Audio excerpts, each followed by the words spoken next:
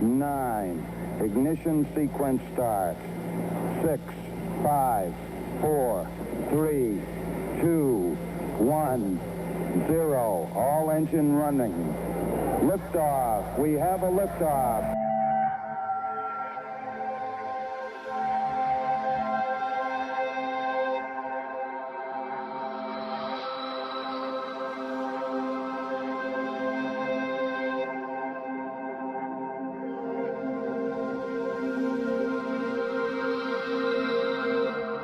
You're listening to GUFON Radio with Rich Giordano.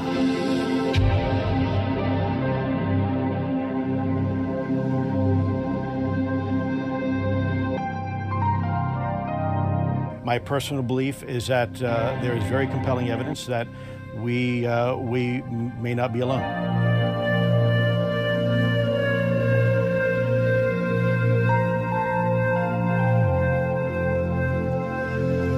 There has been and is an existing presence, an ET presence. It's not going to make a difference. It's not going to change reality.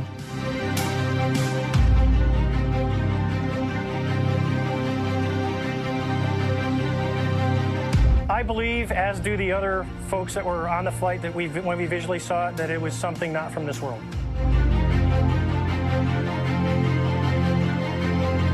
GUFON Radio.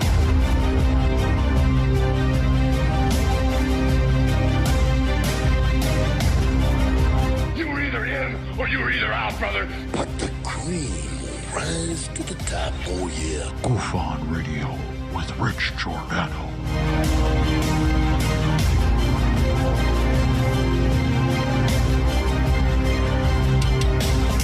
I occasionally think how quickly our differences worldwide would vanish if we were facing an alien threat from outside this world.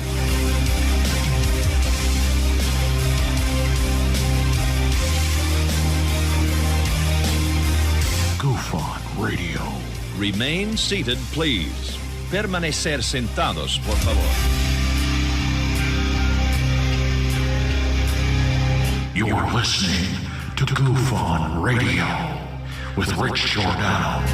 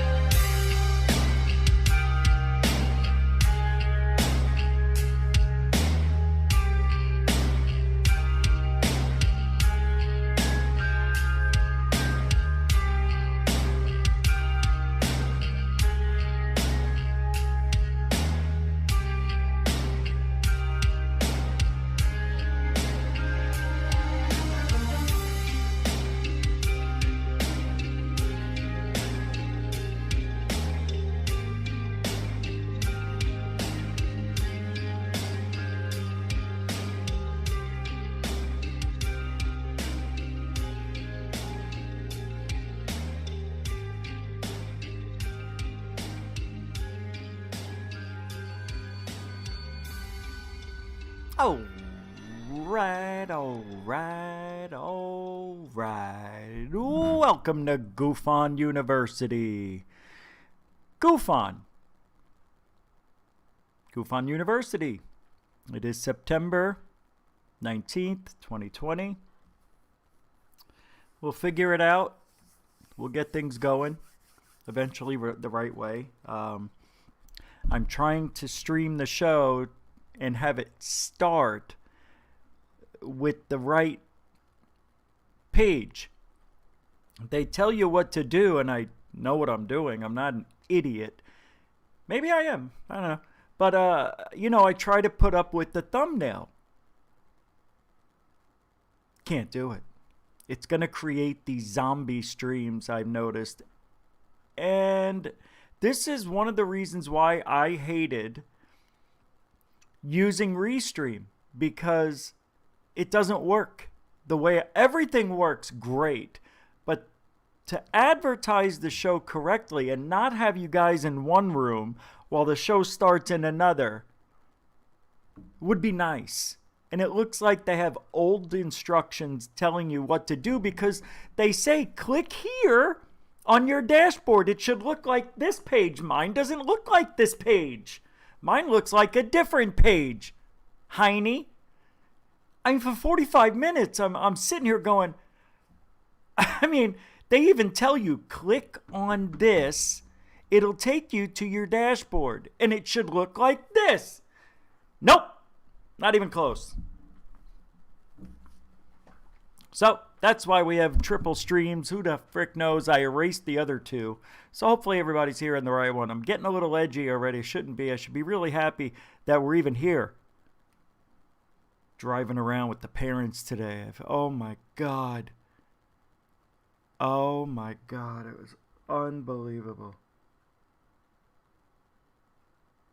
You have never seen anything like it in your life. My father can't drive because nobody will go with him. He's very bad. He should have his license taken away and he shouldn't be allowed to drive. He has Parkinson's. That should be the first signal to get your license taken away, especially if you need a cane and a walker and you fall. Well, he's all over the road, not because he can't do it, because he's got to fidget with the screen, the 7-inch monitor. You got to see that you're all over the road. He's drifting and people are honking, and a lady pulled up next to them and said, he should have his license taken away from him one day. My mom said, I agree. I said, you know what's going to happen? He's going to get in an accident, and then we're going to get sued, and there goes my inheritance. He should not have a driver's license. It's that bad. And my mother admitted that she hates driving. And with my father sitting next to her, hey, you gotta go here, gotta go here. And then the online thing's going, must make a right turn in 30 feet. And she's like, would you shut up? I got him in the backseat, me. You here, she's talking to me. Who do I believe? I said, to be honest, turn that shit off. Turn your stupid GPS thing off that hasn't been correct since you've started this trip. And just use your eyes. Remember in the old days when you used to just use your eyes and maybe a map? And, well, my father was supposed to plan all this out today, and he forgot. So what he said was, oh, I know where it is. I remember. We get down there and he goes, oh, it's different. I don't know. It was 2 years ago. Well, we came 47 miles to look at homes, and now you're telling us you don't know where you're going? Hey, they built it up a lot. And I said, so don't say you know where you're going. Streets are streets. What does it matter what it looks like? Well, I'm driving along and I just look at trees and mountains and people and cars. I don't recognize any of these. Jesus Christ, when did you lose the skill and learn how to drive by using your eyes? My mother today, using the camera to park in front. I said, Ma, you're on the line. No, I'm not. And I go, turn on the GPS up top and look at the road. Whatever, the camera. She goes, oh. She was 2 feet in the other parking spot. So what does she do? Puts it in reverse and watches the screen as she's trying to park. I'm like, oh. It was the most awful. It was awful. So we went to eat after a short, we got so mad at my father because he kept saying, I know where it is. And then we went to one place, get out. It's a whole scene to watch my father get out of the car.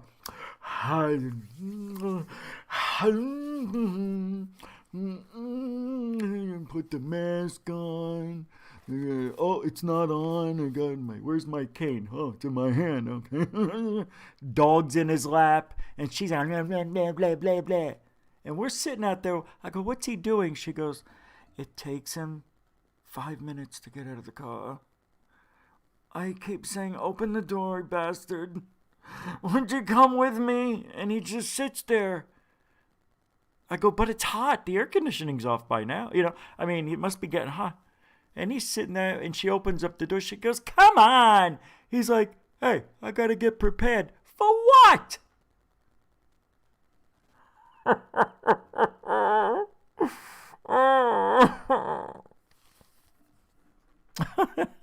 I mean, at the end of the day, I tried closing my eyes to get a little nap after we ate. And I'm in the back seat. Hey, Richie, is that right? Doesn't that radio sound great? I got my eyes closed. I don't want to talk. I'm getting a headache. Huh? I'm getting a headache. What'd he say? Turn the music down!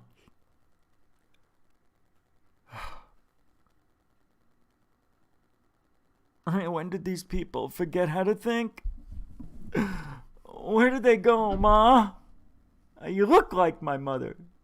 I don't understand who this guy is. That you, Dad? It is. Who am I? Who am I? GUFON University, don't forget it. This is day 1. Do you understand?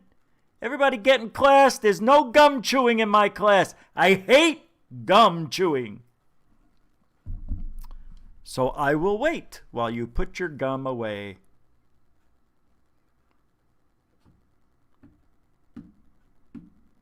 Coral Ann, don't try that. You did that last season. Put it away. No gum. Unbelievable. Huh? Tina? Where is she? Oh, there. Tina. What is that, cookies? Who brings cookies to a 45-minute class? Oh, you had them from yesterday? Church. She had them in her purse from church. Who goes to church on a Friday? Oh, funeral. All right. Well, we'll let this one slide. So put that gum away. Tonight, it's GUFON University. We're going to talk about the most important thing in ufology, in ghost hunting, and anything else you want to call paranormal in this day and age. But I'm talking about the 2 food groups: ufology, ghost hunting. Those are the 2 main ingredients in all of paranormal. Wouldn't you agree? Go ahead. Yes, Mr. Giordano. Thank you. DHP, what's my name? That's right. GUFON. Nathan? What are you doing? All right, well, let's keep your eyes front. This is a big class. This is the biggest one of all. And I know you know what I'm about to say. You've been to my class a million times. Some of these people never been here before. Some of you never even held the camera before. Ooh, that came out weird. Never even had a camera before. But it made sense. I just need you to know that. This is the most important day. And if there's any day to be in this class, is day 1. Because from this point forward, everything is relied upon your critical thinking. Now, there's different levels of critical thinking. I don't believe what I'm seeing. Why? Why are you looking at me? Why aren't you writing this down? Oh. Okay. Oh, I didn't know. Okay. I gotta take roll call. Sorry, I didn't take attendance, as we call it on the university. All right? What's up, Gustav Van Halen? Hey, you're the first one. How you doing? Your mother's got 9 eyes. All in the front. All right. What is this? Like 38 people? Oh, yeah, I know. Now it's spread out a little bit on... I forgot to advertise on Twitter again. Because the show streams on Facebook, Periscope, Twitter, and here, Tubes. So I see 39 people. I'm like, you can't be late for day 1. So I'm going to extend it. We're going to start in a few minutes and let people roll in here. Because the first day of school is the most important. If you don't understand the foundation of where I'm going tonight, you will be the worst. This is an 8-week course, and we have an exam on the 9th week. You think I'm joking? Every Saturday, we're doing it for 2 months. All right? So, get your thinking caps on. I'm going to take roll call. At least you know your name. Hey, Missy! Dee. Welcome to the show, Angel Godinez. Hey, what's up, man? Sir? Ma'am? Sir? I meant Lori, OnlyFans. Welcome. I got thrown off because the whole screen just jumped on me. The chat. Lori, OnlyFans. You don't need a textbook. You just take notes from the genius that's your teacher. Brett Lewis, welcome. Welcome. Ow. Arno Rademeyer. Best last name in history. Rademeyer's like the coolest last name. Rademeyer, what are you doing? I was just talking about you. See how cool that sounds? Rademeyer just rocks. Welcome to the show. Rick's Realm, 2 R's are better than ones. Been a long time. Coral Ann in the TV set. I know I said your name, but I didn't want to forget. How you doing? Hey, Gustav Van Halen. How you doing, man? What are you saying? Rich, there's 2 South Africans up in here now. No shit. So now I got to put the AU in the time. Is that what that means? Is it AU? I don't know, man. Good to see that, Arno. Tina Hasola. I know ya. I saw ya. How you doing, T? Dark Hour Paranormal. Dark Hour Paranormal. Dark Hour Paranormal. Rich. Oh. I love this room. Mom. Oh, that's hard to do. To scream and echo? Now I know my limit. No scream with the echo chamber. COVID.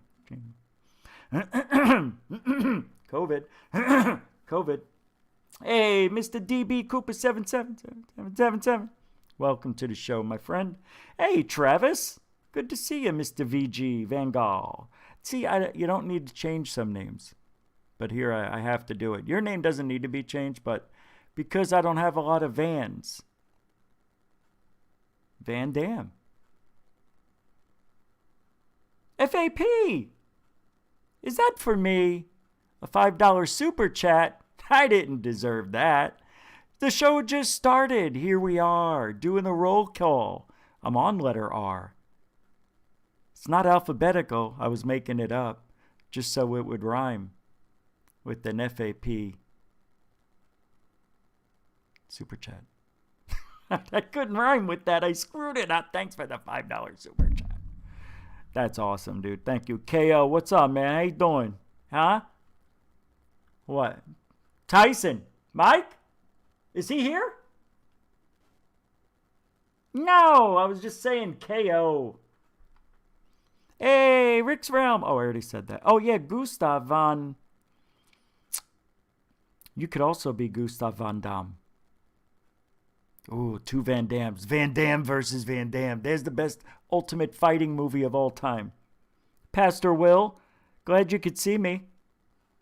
See what I did there? I switched it. Yeah, forget it. Good to see you, man. Thanks for coming to school today.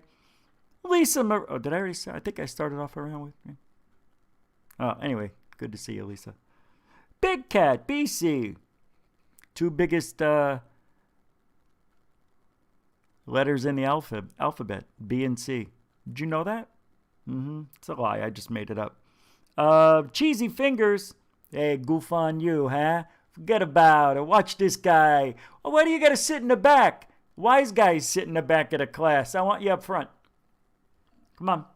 Lisa, would you mind sitting in the back just for... Oh, sweetie. Why are you crying? All right, stay here. Nathan, do you mind? Why are you crying? Why? Go back to your seat in the back. You better behave. I'm watching you. All right, this is going to be some class. And you know what I'm going to do before we start class? I'm going to wet your palate. Roll call's over. But I'm going to wet your palate. 12 feet tall, welcome to the show. If people are still coming in here, I'm going to say hi. because class hasn't. When class starts, it's a whole different. You don't even want to talk about it. That's how crazy it's gonna get. Capiche? That means understand in Italian. Eddie Bravo in the house. How you doing, Eddie? All right. I wish he was here. That'd be great. Hey, Lisa. Lisa's here, everybody. Did I already say hi to Lisa? I think I did. Deja vu. Wow. I'm joking. What's the first sign that I lied when I just did that? You weren't paying attention. Always pay attention to the subject at hand, the matter that is talked. Wait, that's backwards. All right, let's get to wetting the palate. So tonight we're going to wet your palate with it's a UFO sighting, exclusive to everybody who has it.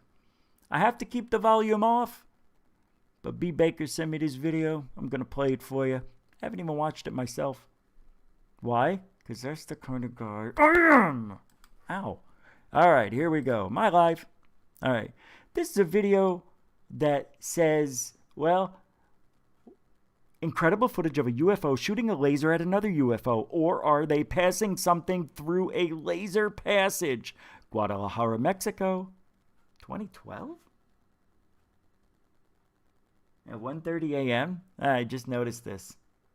Don't forget to subscribe, like, and share. Leave a comment. Thank you, and God bless.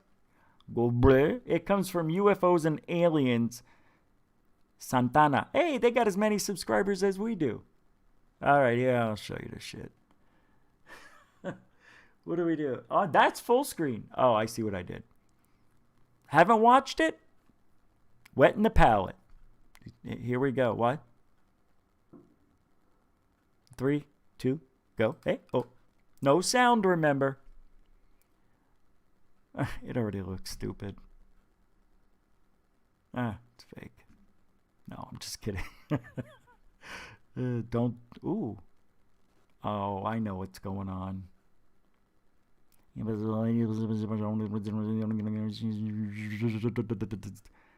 anybody know what's going on? Oh, this is like class number 3. Yeah, this is like 3 weeks from now. I can't even. I'll talk about it. Does anybody understand why this is happening? Seriously.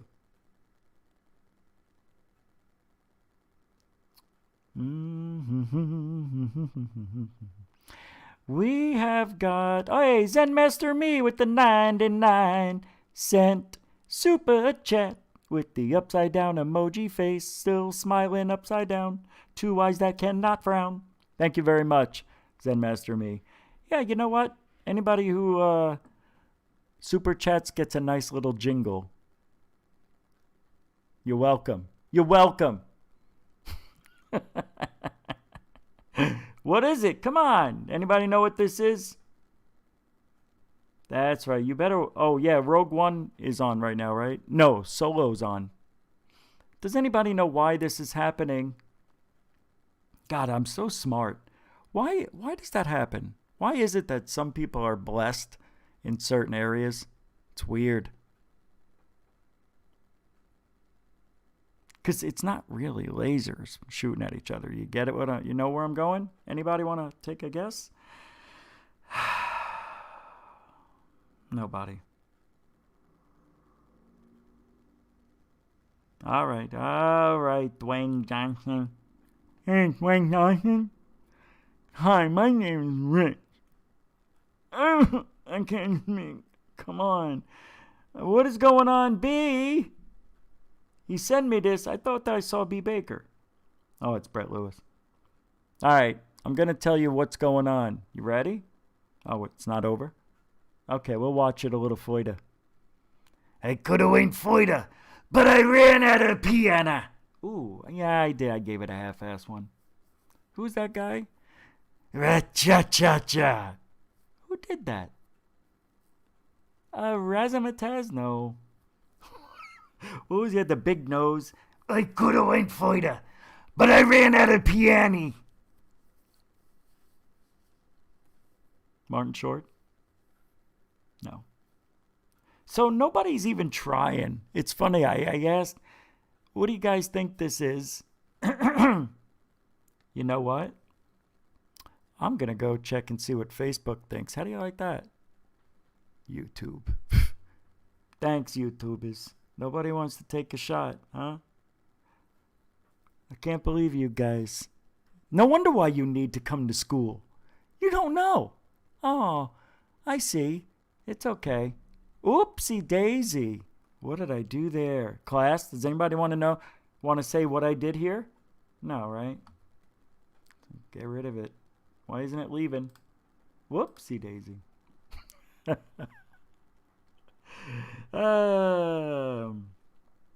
You guessed 3 times, Lisa? Where? What is a teeter-totter? Come on, you're not even trying. A heart balloon?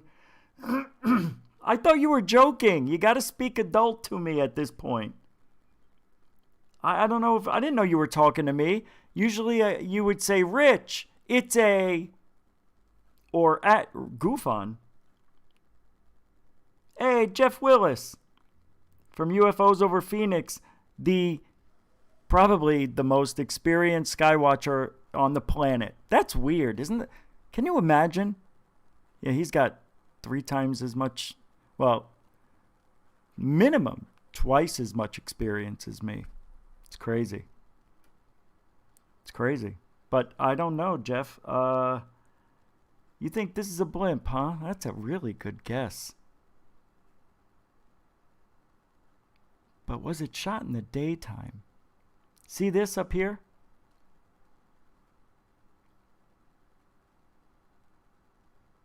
Well, I've seen this effect before, so I'm going to tell you what I think it is. Now that I'm looking at this with the more serious eye, at first I was going to say it is in 2 objects that are getting close to each other, but with this kind of setting that it's on, the color bleeds into the other one when they're close. Like, when they're far apart, you don't really see it. Well, here it's being covered. But that's what I thought. And then I see that. Yeah, damn it, I didn't know it was going to go off right there. And then I see that, and I'm like, God, it must be some light hitting the underside of whatever is up in the sky. One thing we do not have in here is... Anybody want to take a guess? I don't think you guys would know this, but it's next week's course, class, whatever. Reference points. Good one, B. Baker. I know you didn't answer yet. I was just acting like, well, never mind. But it looks like a UFO triangle. If you want to take away, because, I think it's one object. I think we're being duped. That's what I really think. I think this is something that is mundane. There's a light source down here hitting something. I mean, we have no reference points. And you know what? When you have no reference points, you can be duped. It could be anything, really. This is one of class. I want you to watch this right. You don't have to write this down. If you want, you can. Without a reference point, very hard to judge distance, speed, and size. Write that down. Without a reference point, it's nearly impossible to determine distance, speed, and size. Just crack the knuckles. Now you know I'm ready. All right? That was a good, we could use this as an example for today's class too, but critical thinking is where you come up with the best ideas. So we'll maybe come back to, what's that you want to, okay, we'll go forward. Like I did. You saw me going through. I was processing. What could it be? Now, there's a lot of things you wouldn't understand if you haven't had a lot of time in the field.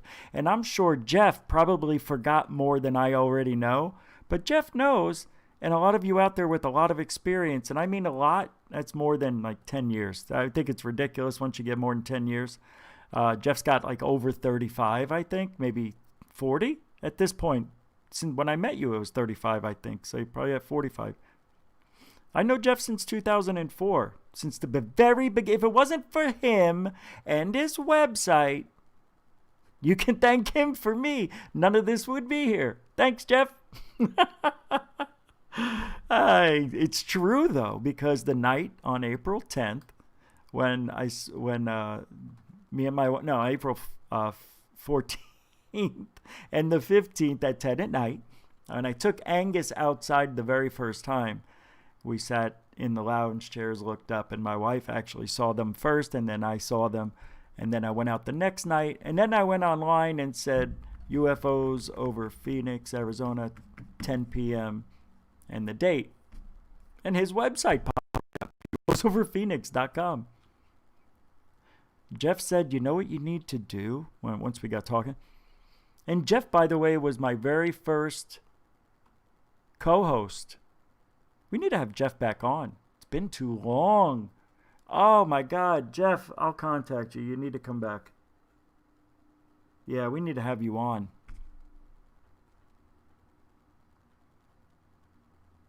Yeah, I'd love to have you back on. Jeff's been on more than anybody.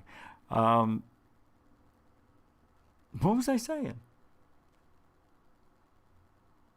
I forget what I was saying. That sucks. I was talking about Jeff forgot more than I know, and it's experience.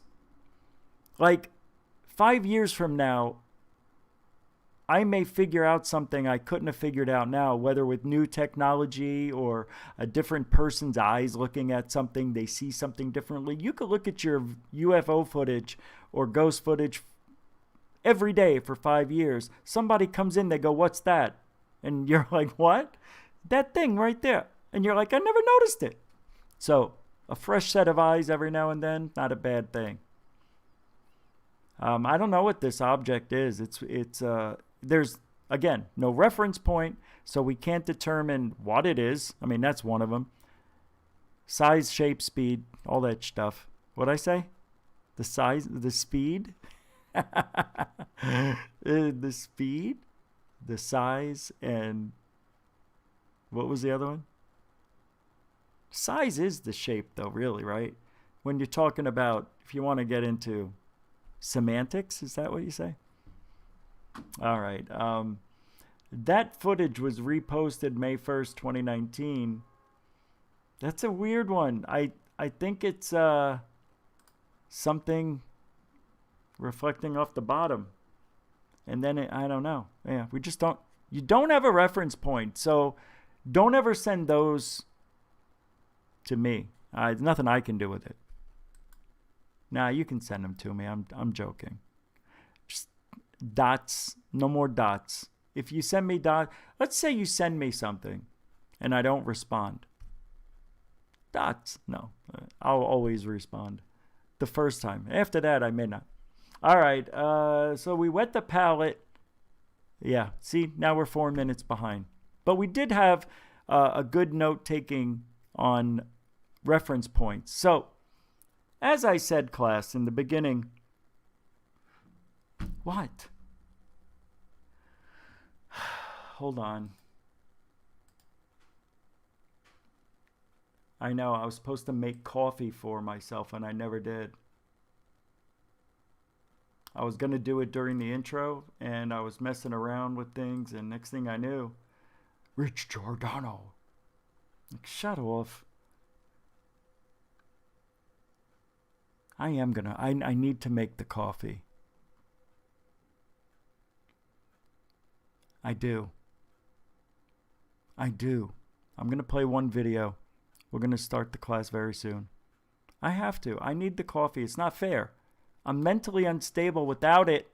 So I'm going to continue where I left off yesterday on ghosts that, is that what this is? That Hunt Back TV. It's UFOs and Aliens Close Encounter documentary. We stopped it at 23 minutes and 13 seconds. So this is interesting, though. I think this was good, right? All right, so I'm going to go start some coffee. It'll be done in 3 minutes. I'll come back. We'll start the class. I'll grab the coffee, and then we're done. All right, here we go. The three consumed large amounts of water and told friends and families what had happened. Betty's 20-year-old son tried to convince her to go to a hospital to be checked out. When the local news carried nothing of the event, she decided to wait. He begged me to go that night, and I told him what had happened, and I said, Toby, if we go to a doctor, they'll think we're crazy.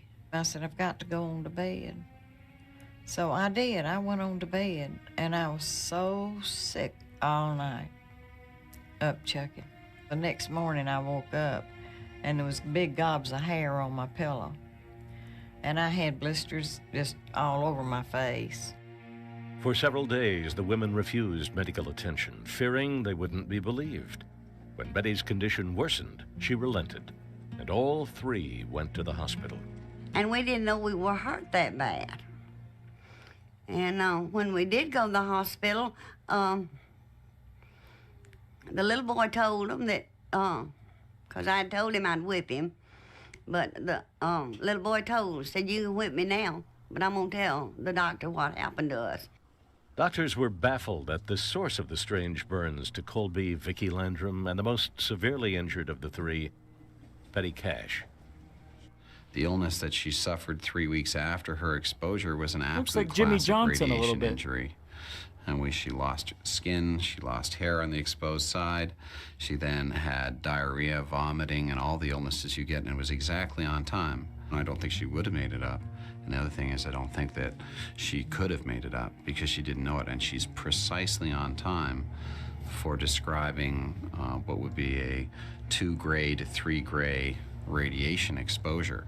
They kept asking me, how did I get burned? But I didn't have any earthly idea that the object was a probability of radiation.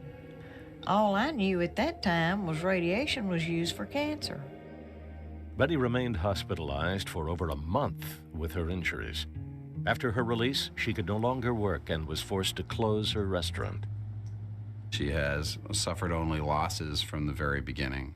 She was economically devastated by the illness that she had after she was radiated. I've been giving her medication for years to try to help her out through all this. Later, she did get breast cancer and had mastectomies as well. All of this, she was uninsured. No one was going to insure her in the early 80s for any price, probably. Vicki Landrum and Colby's injuries, though not as severe, left them with lifelong skin and eye troubles. Desperate. It's a shame, huh? COVID. Betty Cash and Becky Landrum. What was that? Oh. This, by the way, this class is not about history. Although we will dive into a little bit of history, I'm sure, just by going through the motions of the teachings. Stupid I am. All right. What are you guys talking about? Adderall? COVID.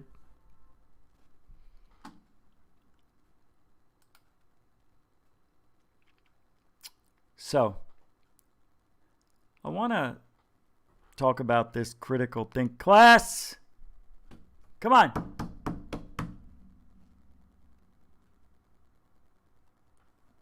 I mean, really. B. Baker?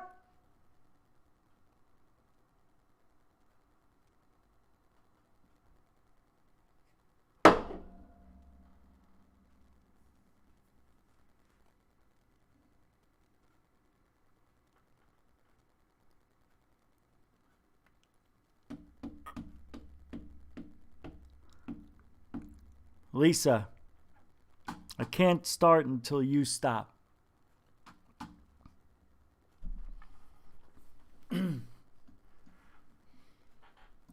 Oh, whenever you're ready, Tootsie Pop. It's your night, sweetie.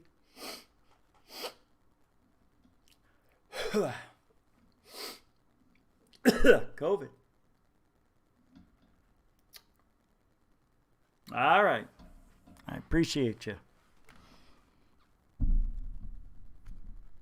All right, Brett. Take the pass. Take that hall pass. I don't want you getting in trouble like last year.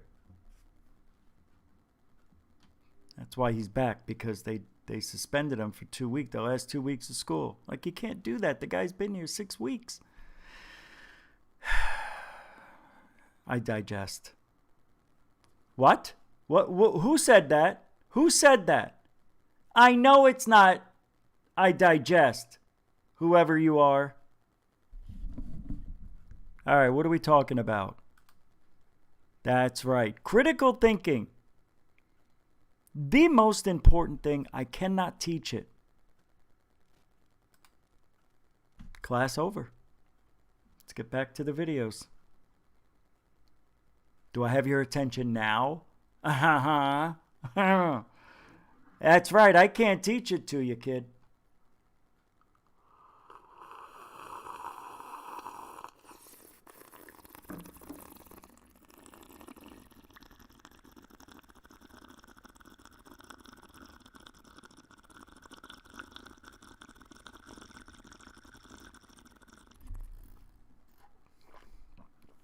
You know, I can't teach it to you.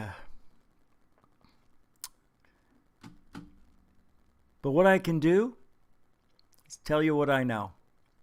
And what I know is this. I can't teach critical thinking. You either got it or you don't. Do you hear what I'm telling you? And I'm going to give you an example. Jeff Woolwine. The guy thinks he tapes or did. I'm just going to go back in the day. Because Jeff Willis is here and it triggered Jeff Woolwine while I was thinking about it.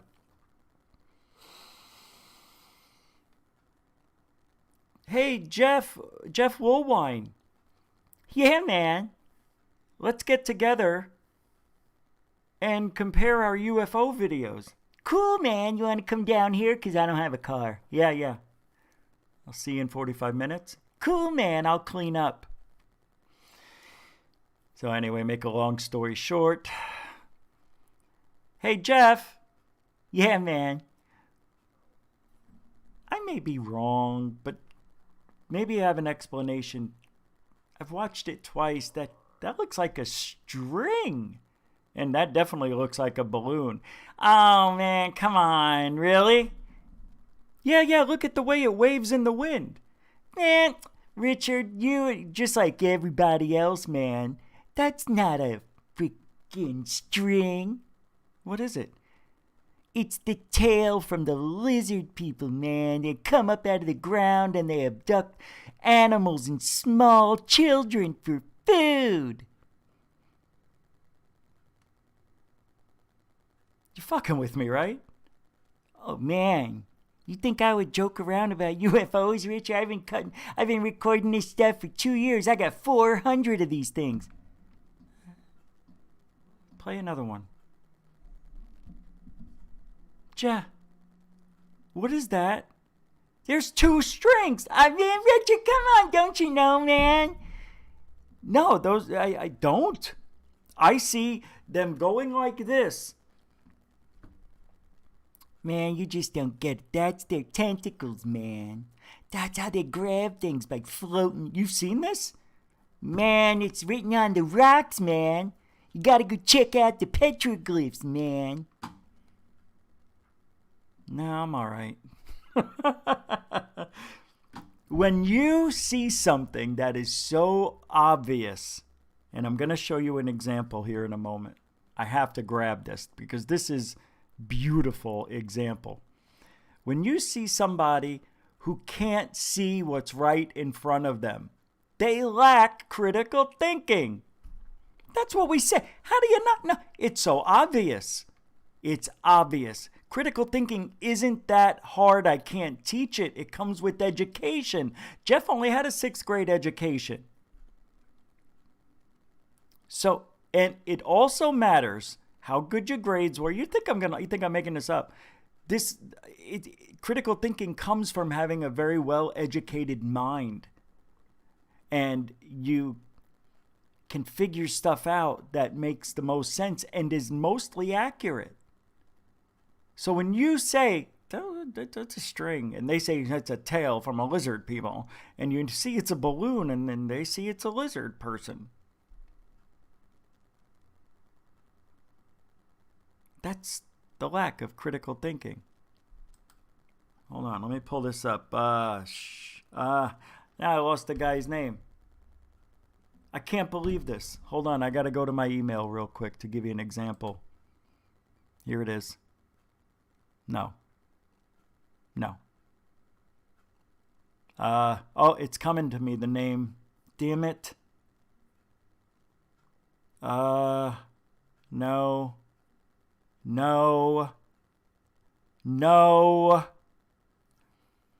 It's the guy that sees, the guy that, oh, I got it. I just remembered.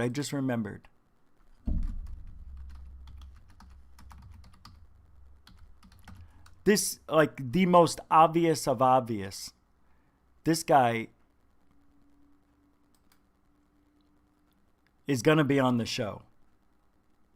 But he definitely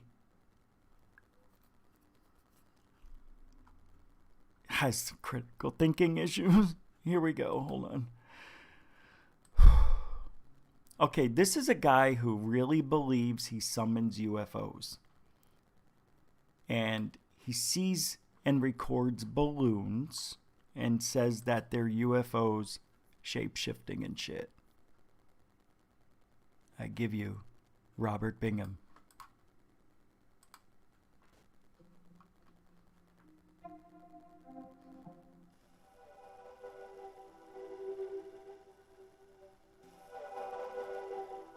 By the way, Third Phase of Moon created this guy. Not created, but you know what I mean? They were the first one to do this. Now he goes around and schedules these events, and people go see Robert Bingham, and he teaches people how to summons, or doesn't he? No, but he believes it. And it just blows me away. And everybody else sees something else. He's the only one. Well, let me tell you, I'm pretty positive this guy, for some reason, can't get his critical thinking. There's something wrong. I don't know what his education is. Maybe I'll find out. But if he says he's an astrophysicist or whatever, I'm done. I will quit ufology, paranormal. I will never come back to this genre again. If he ever said he had a degree in laser technology, some shit. Wow. Because then I lost all hope for society at that point. Epic. Wow, look at that. Footage. That's amazing. DJ, what's up? Hey, Joe Clark. Wow. Hey, Lee Bodge, what do you say, Mr. Happily? We're talking about, class, about critical thinking right now, and I'm giving you an example of people who lack it. People who can see the objects you and I see, but can't or won't. This guy actually believes. I know he sees it's a balloon, and people tell him, you're seeing balloons, you're seeing balloons, you're seeing balloons, and he says, no, man, I'm not. I forget what that's called. What is that called when you really believe in something that isn't there? Oh, hallucinating. No, that's not it. It's something. Oh, hey, whoa, hey, California, how you doing? Oh, gosh. Nice, handsome guy, right? All right, let's get to the good stuff. Oh, and here I go to save the day. I'll show you in a second. Wow, look at it. You can see it shimmying around, and the shimmying and the wiggling. I mean, that's a UFO. That's what they do. Why do you think that it shimmies like that? It's their energy. It's the force field around the UFO. Hey, thanks for the super chat. Mr. DB Cooper, $5, $5, two $5, $5, $5. $5 foot long. Thanks, guys. Thanks, DB. What's up, Zach? Hey. Paragolia, gush all over your balloon string limbs. Look at them. My God, this guy is fantastic. He's fantastic. He's fantastic. I love him. Braccio. Where's the braccio? Look, you can see the nipple. Nippy, nippy, nippy, nippy, nippy, nippy. You got it, guy. I swear to God, I saw this thing, and this guy said there ain't no freaking way it's a balloon. I cracked his head open. I said, there's your balloon, hammer. Sorry, I was a hammer. All right. These are actually not the worst, but hold on. Let's just watch his introduction here. This is all you need to see. This is all you need to see. Hold on. I'm Robert Bingham, the UFO summoner. They call me the summoner because I bring in UFOs. If you look and study my work, you will see that Hold on. Do a body language. Check it out. I want you to understand. I'll do body language in this class too. If you see what he did with his head? Work, Come on! The summoner. When he says, I summons UFOs, he shakes his head yes. When they lie, they go, nah. This guy really believes he's seeing UFOs. It's a beautiful thing. Makes you want to cry. Because I bring in UFOs. See? If you look and study my work, you will see that all the stuff that I do is really real. What I really want is to... All the stuff that he's showing is really real. It's really real. It's not really real or really real. It's really real. Say it, class. Say it with me. Really real. Really real. Come on, Travis. Watch my lip. Really real. Really real. Okay, good. All right, continue. Get a television show or to make episodes. And I know that if I show you, that you know that I'm for reals and that I could do this. This show, which I... Hey, whoa, hold on. We got to back up a second. Did he say, you know I'm really reals? I'm really reals. All right, maybe he did. Let's see. Do this. This show, which I want... Oh, come on, Rich. That I'm for reals and that I could do... Oh, that I'm for reals. Class? Scratch that last thing I said. Really real. This show, which I want to have financed by you, the networks, is going to be something that you can be involved in to make humanity go where it's supposed to go. You would be very instrumental in helping this, which is bigger than any... Did you see the eye roll? He knows it's bullshit. Watch. This, which is... See? Bullshit. Instrumental in helping this, which is... I can't stop it. And helping this. Got it. Screenshot. Continue. Which is bigger than anything that's ever been. You never know when you'll need that. Been shown on television or in the media. A mustache is compulsory. Yeah. Over a period of 6 weeks. Nowadays is not taboo. It's people are able to talk about it. They go to my events to meet other people that have had experiences with UFO sightings, or terrestrial encounters, or things like you ready? that. It's not like... you ready to see the magic? They've been holding it in all this time. Now they got a place... Okay, these are the most unbelievable UFOs you've ever seen. We, being on the frequency, the same one, millions of us... You're going to die. I swear you're going to miss your hair. We can divert disaster. Wow! That is my major... Wow, guys! One of my major goals is to get people to do that, and also to prevent us from blowing up the planet. That's why they're here. We're not going to blow up the planet. We're going to blow up the planet. It's not probably, we are, but it's the way we're headed. It's just a matter of when. And so that is the major goal, to stop us from destroying ourselves and destroying the planet, because it's not ours. And that's going to happen. We're going to win. I've been doing events for about 8 years now. This guy's... He's probably... De nada sentato, por ronda matita cototo, chingaro, chingaro, chingaro, pendejo. Yeah, I've done television shows, a number of television shows. I've done television shows, I fucked broads, I even sucked the little dick. I gush all over your balloon string alien feet. Different shows from around the world. You know, people who sit like this with their feet wide, they lie. It's true. Like Italy, I did Voyager, the show from Rome, and I did... Wow, he looks different back then. Fuji television for Tokyo. Oh, I see what happened there.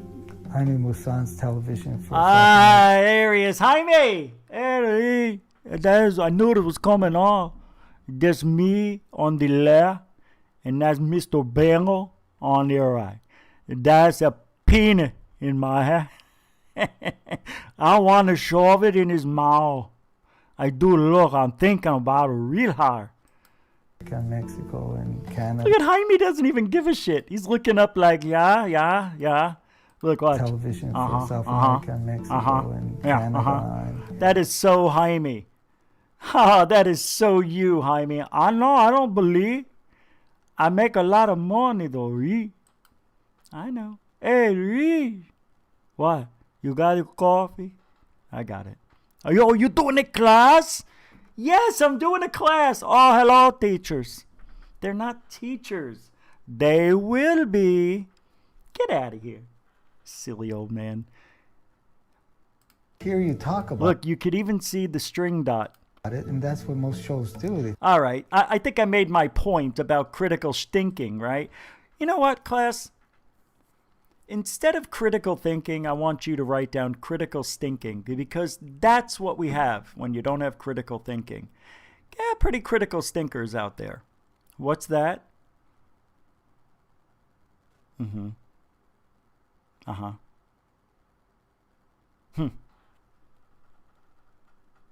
Oh. Right now? Okay. Okay, I'm doing a class. I gotta go. Okay. I know. I don't want to say it. No, I don't want to say it. I love you, Zitch. Bye. All right. Here's what it is. Here's what it comes down to. This works with the ghosts, Bigfoot people, too. Critical thinking. Going into the forest... and you go, and you hear, that's a chimp. All right, it's a little monkey. Don't think it's Bigfoot. Everything's Bigfoot. You ever see the BFRO on TV? I'm gonna go squatch. Go squatch. Those guys are so smart, they're stupid. And you got Bobo. Have you seen Bobo lately? He looks like he got cancer. Does anybody know what happened to Bobo? Yeah, he lost a lot of weight. He shaved all that shit off, and I had to look at his eyes, because people still look the same in their eyeballs for some reason. It's weird. Yeah, I guess your eyeballs don't change. They don't grow. It's not like your eyeballs grow. I remember when you had little tiny pupils. They were so little, I couldn't believe you saw anything at 2 years old. Now look at you, fish-eyed lens, unbelievable. Is that a GoPro? That's your eyeball. All right, forget about it. I'm just kidding, kid. Yeah, that's why I see UFOs, because I got GoPro vision. I got zoom technology.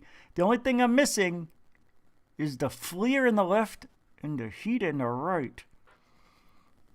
I'm just saying, I need that kind of technology to do my job.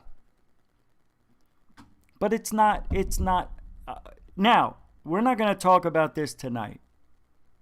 But I'm going to bring this up next week. When you first go skywatching, what kind of cameras should you be using? But here's what you need to do before you get a camera. Get a tripod. Get one that extends. $20. That's all you need. All right? Get a tripod. Oh, but my camera is my phone. No. No, it is not. You will not use your phone as your main source for UFO hunting. Who said that? Who said that? Yeah, that's what I thought. You know you can't do that. It's not good. You can have it as a secondary, even a tertiary, but never your primary capture device. Don't ever say that ever again. If I ever catch anybody using, because your final project will be something to do with a camera,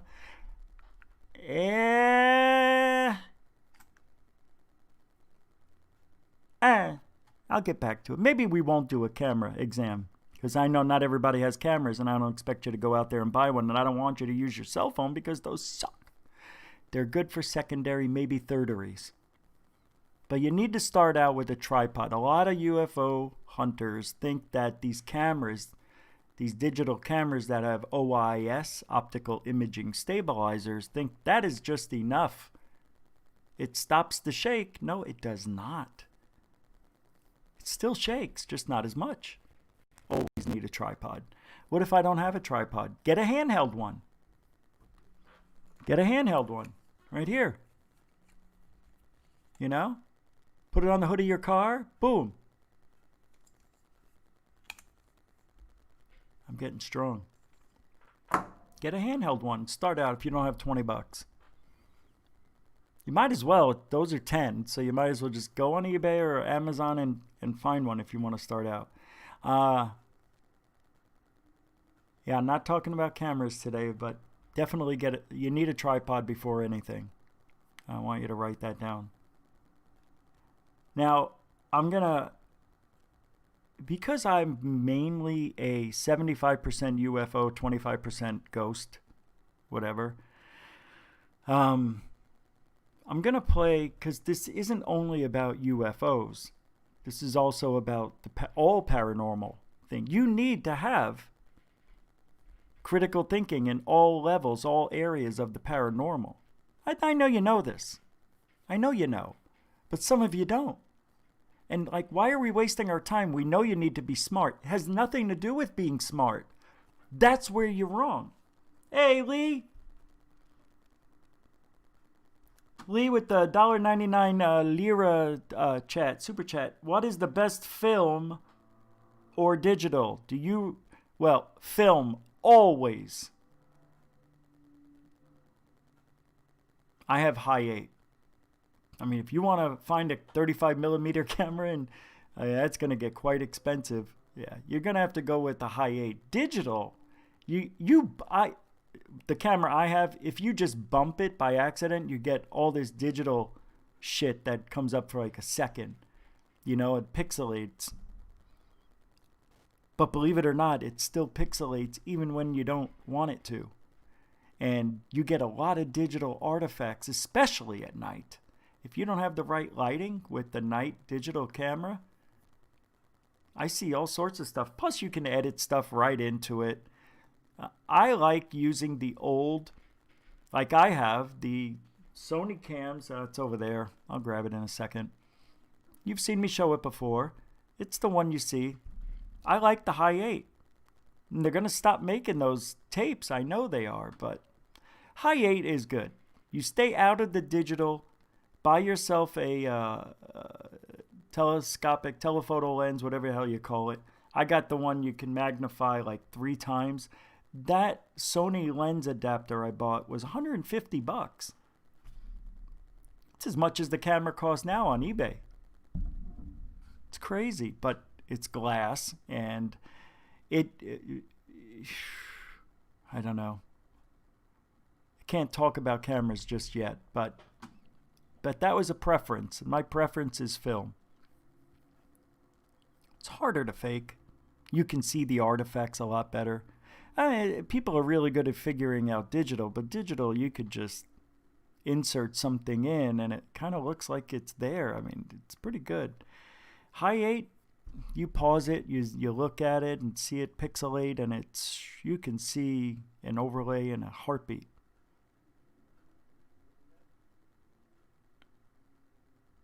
That's just my opinion.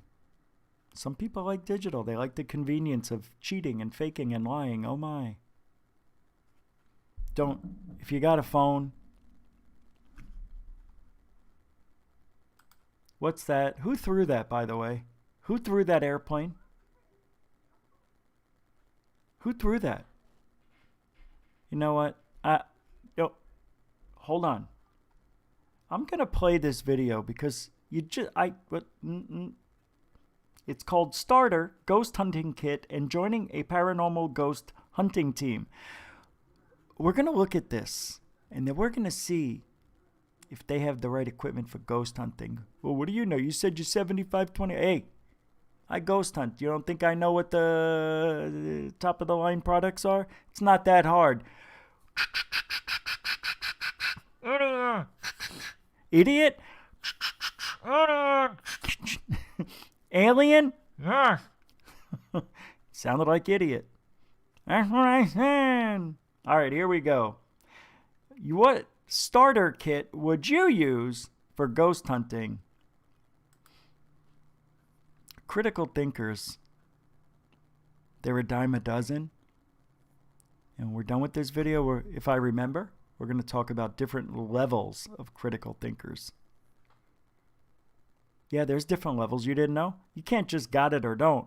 It's either you're born with critical thinking. It's like grace. You can't have some grace. You either have grace or you do not. Do or do not.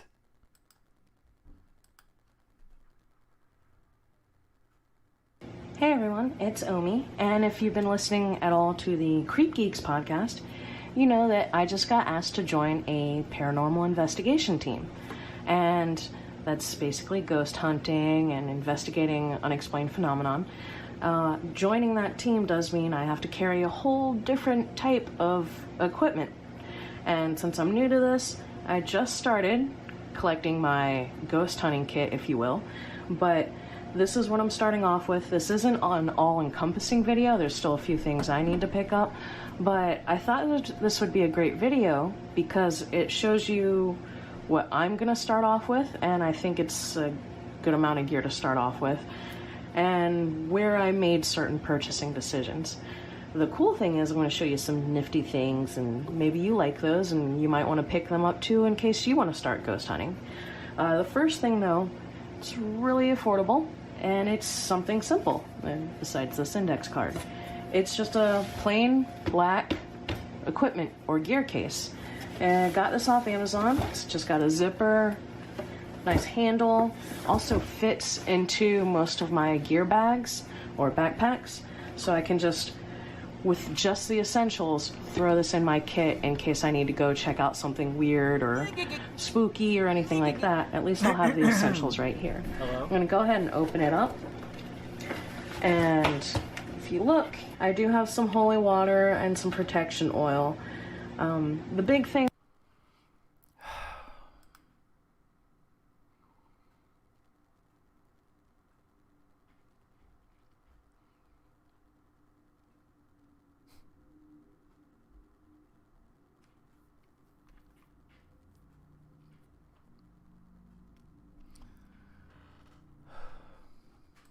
I've noticed about ghost hunting and paranormal investigation is documented evidence in the form of like visual or audio.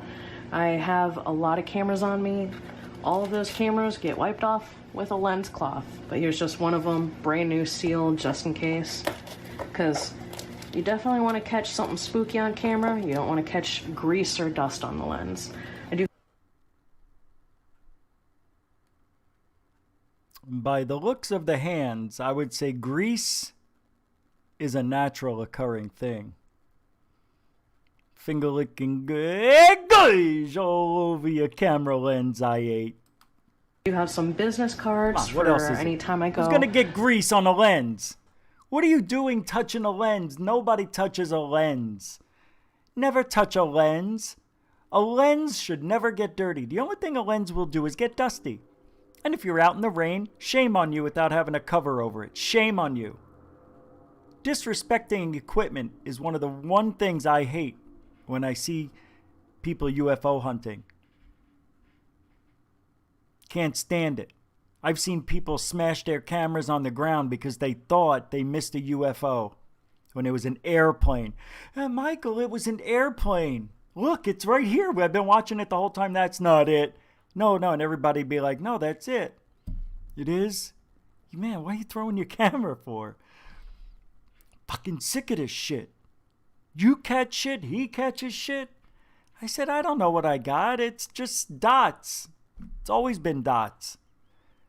Calm down. Anyway, there shouldn't be anything going on with your lens. Oh, well, accidents do happen. Irresponsible people, people who do not critical think all the time, that's when accidents happen. Capiche? É gush. Talk to somebody or investigate. If you ever get caught in a conversation without a business card, it's kind of embarrassing. At least if I have them here, I can whoop them out. Wow, look at this business card. That is a professional looking company there. Come on, that's another thing we'll talk about in week 7. You wanna go make money? You wanna have a website? You better be within, you better have the gift. Let's just put it that way. That's pretty cheesy. UFO on the card. Yeah, I'm a ghost hunter, but I'll put a UFO on the card. I'm a ghost hunter. UFO. Ghost? O. Ghost. UFO. Ghost. F. Ghost. U. Ghost.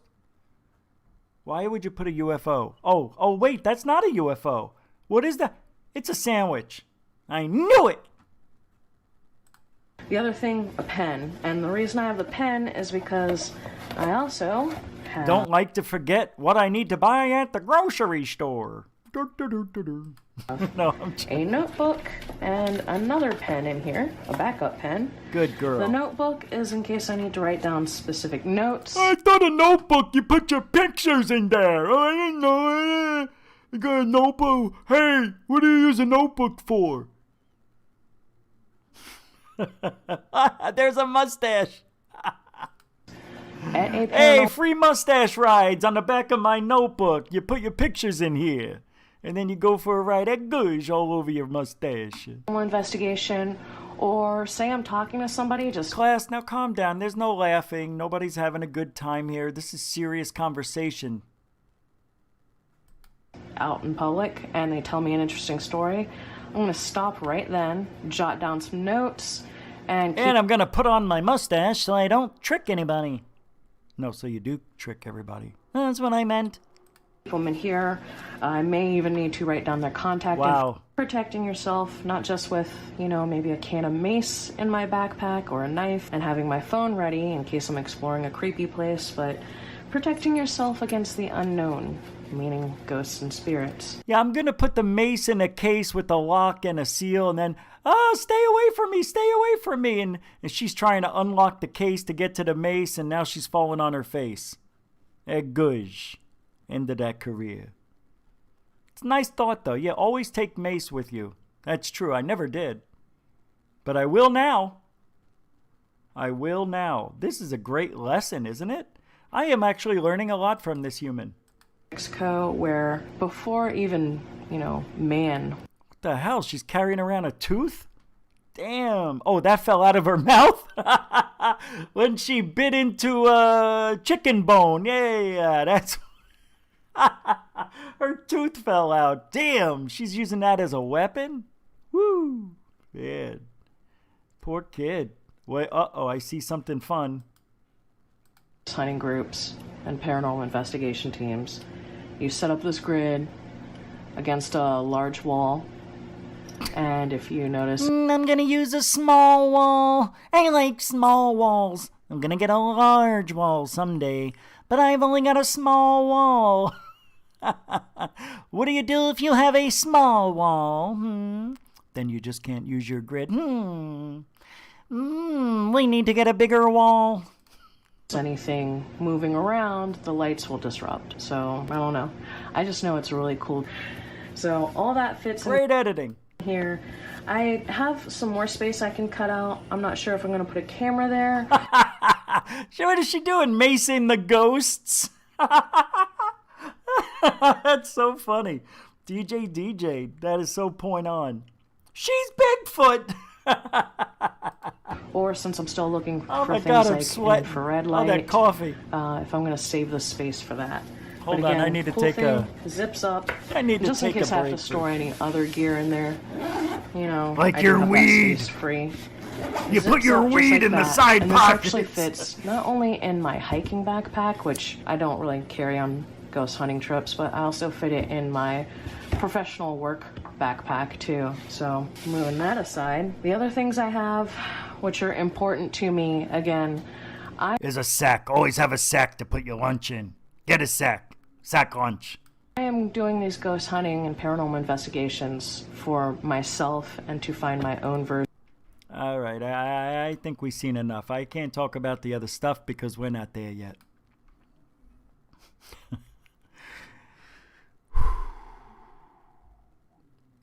So, class, what have we learned so far today?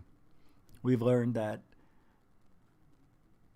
critical thinking comes from education, experience, boots on the ground. Okay, now let me explain. Critical thinking doesn't mean you need to have experience. Sometimes you just don't know because you don't know. Okay? You've never seen it before. Like, for instance, a plane coming in from the distance, say 40 miles away. It's going to be coming in for a landing and have its landing lights on for a good 10 miles, maybe 20. And as it's coming in with its landing lights on, the lights are so bright, if this is nighttime. Even in the daytime, the same thing will happen anyway. You see this light and it's just slowly descending and you don't know what it is because you don't see those FAA lights because it's drowned out by the big landing light or lights. And then you say, captured a UFO every 15 minutes on the dot. It's an invasion is your title. Covered! You post this video up and it goes viral. Guy like me looks at it, says, wait a minute. She says every 15 minutes.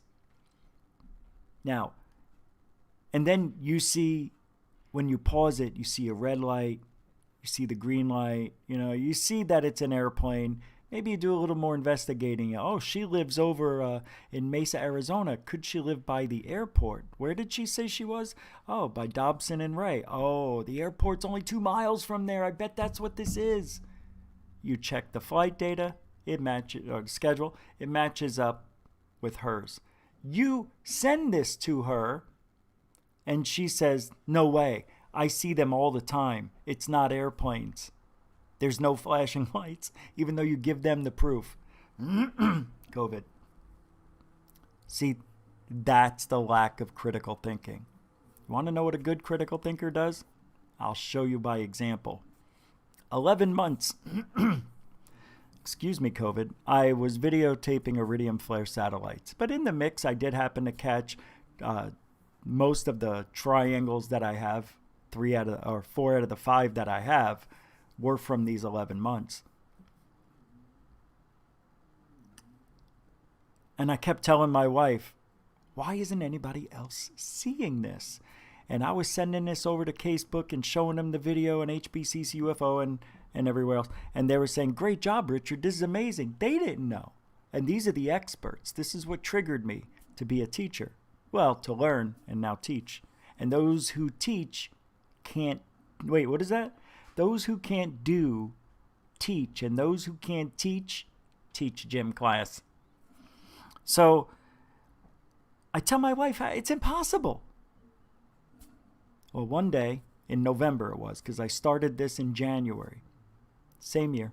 And the guy goes, I know exactly what you're catching because I was posting these to my website. And he goes, they're iridium flare satellites and I can prove it. And he showed me that it showed up at the same exact time I saw and recorded one of my things. And I remember this. It was called Biggest Orb Ever or Brightest Orb Ever. Amazing. I took everything off the website except for 3 examples of what an iridium flare satellite looks like: flashing, pulsing, and getting very bright and then dim. These are the things that, if I wasn't a critical thinker, I would be James Gilliland by now. I would probably have a viral channel. I would have followers galore because I'm special. I could do that with the videos that I have in my archive. I could tell you they're UFOs and you would believe it because they're so phenomenal, but they're nothing. They're balloons out of focus or a star. But I don't do it because, number one, it's an awful thing to do. And number two, it's just wrong. But if I was like a Robert Bingham or Jeff Woolwine or even this lady in Pennsylvania, what is that one? Pennsylvania UFOs. What's her name? She's another one. She has an airport right behind the forest where she lives, and you can see them landing and taking off. And she says, "No, they're not those. They're actually in the forest." No, they're not. And Pennsylvania UFOs, something like that. Hunting UFOs over PA. I think that's what it is, actually.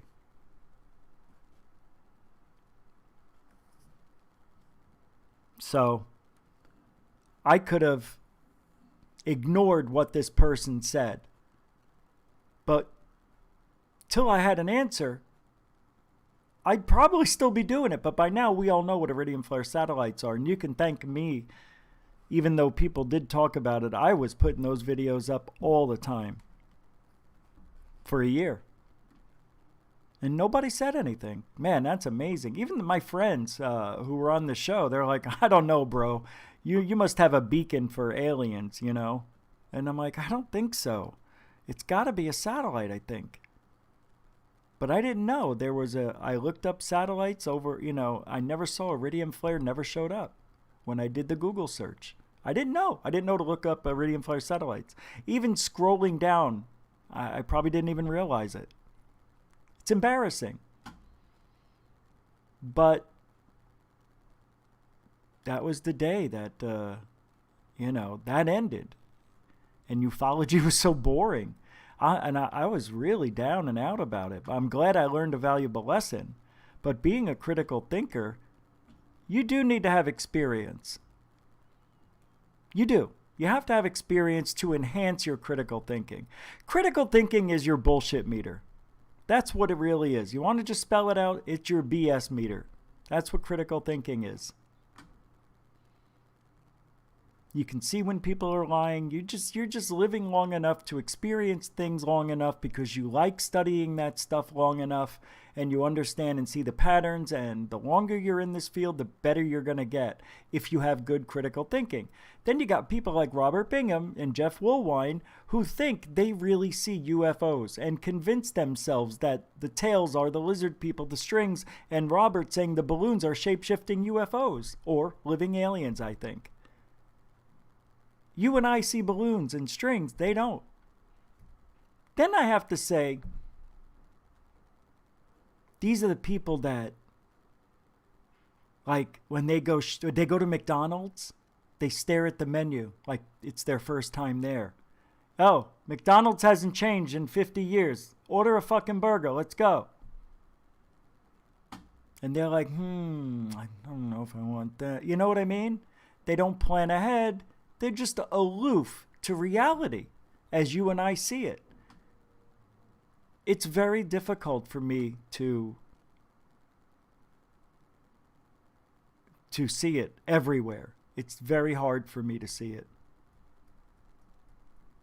Because there's none. There's not a lot. That UFO Twitter group, the Young Guns, they may have had some critical thinking, but that's a different thing. They have a narrative, right? Isn't that what it is? They had a narrative. They wanted to support TTSA. So TTSA could not do anything wrong. It's kind of like the Democrats. Everything Trump does, it's wrong, bad, racist, and all that shit. And then no matter what you show them and prove to them, they don't want to believe it, which is weird. It's Trump derangement syndrome. That's not critical thinking, but it is. It is. It's critical thinking. I said this with my nephew, the argument the other night. Tell me something Trump said that was racist. Couldn't come up with anything. And he claims to be smarter than me. And I'm like, hey, I couldn't find him either. I don't feel bad. You can't answer that, kid. All right, tell me one thing that makes him like Hitler. Well, he doesn't want to open up. No, it's not Hitler-like. Closing the borders makes sense, Matt. We need to control. People are coming in illegally. Why should they come into this country illegally? That's what he's doing. He's stopping the illegal stuff. No, he's not. There were terrible conditions down there. They were drinking out of toilets. I'm like, oh my God. Oh, that's right. You get your information from Twitch and Twitter. I forgot. I'm sorry. Critical thinking, and the kid's smart. But he's stupid. He can't see. Oh, Rich, there's Democrats here. They actually believe that stuff. Trump's I don't care. I'm telling you, I've done the research. Whether I like Trump or not. Same thing with Russia. Same thing with quid quo pro and all that other shit. No proof. It's the lack of critical thinking or just stupidity or this, and I don't mean to get political. I didn't know it was going to happen. I'm just trying to throw examples of critical thinking out there. But this is a little different. It's not critical thinking. It's like mass hallucination or something. It's like media lying to everybody, I don't know. Brainwashing. It's a brainwashing. It's got to be. It's got to be 5G. See, now I lost my critical thinking right there. But what if it is, Rich? People have been saying it. As soon as 5G turns on, they're going to control the masses. Are they? Maybe. Maybe they're triggering those riots every night. 9 o'clock, they hit the button. 5G engage. Yeah, let's go loot, pillage, and kill. All right, turn it off at midnight. Where am I? Oh, why am I holding this TV? I'm going to go home and have some juice. Yeah, that's what's happening. Yeah. There's a lot of different levels. 3 levels. You have the low critical thinker, the medium critical thinker, and high. High critical thinkers are the best. Hi, 420. Hello. They are. They really are. If you have a little bit of critical thinking and if you can convince me of something that I may be wrong on, man, you just go up an extra notch right there in my book. It is. Critical thinking's everything. It's the most important thing. So I want to ask you, have you ever, and you have to answer honestly, because we haven't seen a real UFO. Would you agree? We haven't seen any real ones that we know of. Have we? I mean, there may have been, like maybe a Tic Tac could have been one, or I don't know. We just don't know. But let's say out of all the videos we've seen, there are no UFOs this whole year. Let's go this whole year.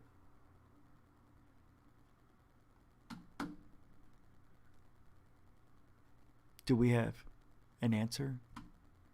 Does anybody want to take a guess? Why? Why? Yeah, go ahead. Yeah, I'm still going. For a little bit. Yeah, we're almost done with the first lesson. Okay. Okay. All right. No, wait. It doesn't mean I'm done with the show, though. Yeah, we got a while. About an hour. Okay. All right, bye. So, I forgot what I was saying. Damn it. All right. Well, you know what, class? That's about enough for today. What? Oh, the low, medium, and high. The low people with critical thinking, for the last 2 minutes of this, they see something and they're going to believe first, before anything else, that it's most likely a UFO or a ghost I'm seeing. It can't be anything else. But maybe, I'm not so sure. And they think a little bit about a possibility or two. But they still believe it was paranormal or a UFO in the sky. No, it looked like a UFO. So they're at the low end. The people in the middle, that's where most of you go. You believe almost nothing. You believe very little. And you understand what you're looking at for the most part, but you don't have a lot of experience, so you haven't seen as much as you should for the level that you're at, but you pull it off. And the people in the high level immediately can look at something and say, nah, forget it. And they are usually right. And besides, it'd be the easy thing to do is to say, not a UFO, because most of the times it's not going to be a UFO. Very rarely would this person believe anything without proof. They've already figured it out and they're right. It's not that they figured out and then later on somebody told them what it was really and they were still right, but they were wrong about what the object was. No. They're right. They knew what the object was. Not that they denied it, that it was a UFO and got it right, but they were right about what it was. Those are the high-end critical thinkers. They're able to navigate through conversations and crowds, and they're able to notice things that the lower tier critical thinker wouldn't know. And I think that comes with age and experience. And if you've got good critical thinking skills, like when you were young, like if you ever watch kids in sports, the kids that score goals, can make fantastic moves, right? Aren't these kids usually the head of their class or something? They're excellent. They're the quarterback, captain of the football team or basketball team. Baseball, they always have the highest percentage of either pitching wins or number of hits. They have a high critical thinking. They can study something very quickly, like a curveball coming at them 70 miles an hour, and they know it's a curve. Some people can even count the revolutions on the way to the baseball plate. They're critical thinkers. They can compute things very quickly, and they're very good. And that's why Gretzky was great. The hand-eye coordination while skating at 20 miles an hour around 5 guys who want to knock him out. Just to put a little hockey puck into the net. That guy is a critical thinker. I bet you he was probably an A student too. And probably was the head of his class, and, well, you know where it goes. You want to talk to somebody like seeing UFOs over PA? Man, I forget her name. Or Jeff Woolwine. No education. Doesn't play sports. Not that it matters. But very uneducated. Totally different. The kid at the bottom of the class. It does matter how smart you are. Because critical thinking is smarts and common sense combined. And that's what critical thinking is. It's your biggest bullshit meter. People who get ripped off by scams and shit. They're gullible. They don't have good critical thinking. Sad. It's a lot of people. That's why I'm needed. And that's why I need you. And that's class today. Next week, we will talk about, and the class will be a little more structured next week. Tonight, I just wanted to talk. But next week, I'm telling you, what's this? You experience something new experience means zero? I don't understand. You experience something new. Experience means nothing. If you experience something new, experience means nothing. Right. Yeah. I know what you mean. Experience doesn't mean nothing, though. If that was the very first time you experienced anything, then you're not a researcher. You're just a person who... I'm talking about people in the field who continually go out and experience things. Now, let's say I like me, for instance, I've never seen anything move until just a year or so ago. And my whole world it's turned upside down. Now I know that it's real. Now I know that can happen. And before, I've never seen it before. I've seen it on videos and assumed most of the stuff was planned, faked, or a hoax, or same thing. But I know what you mean. But the more you are around it, you could tell. COVID. So if you've never experienced, let's see.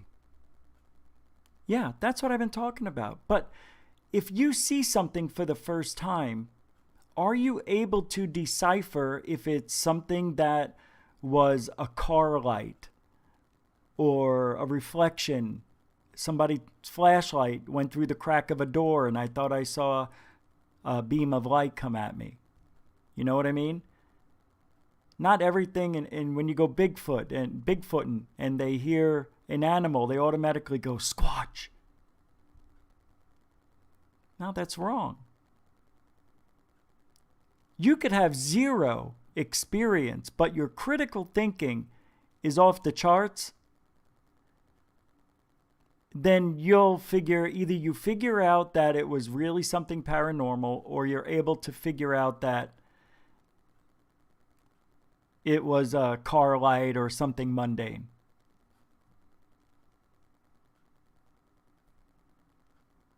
It's not an easy field. It's a very... Oh, by the way, thank you for the $1.99, Lee. Thank you. Super chat again.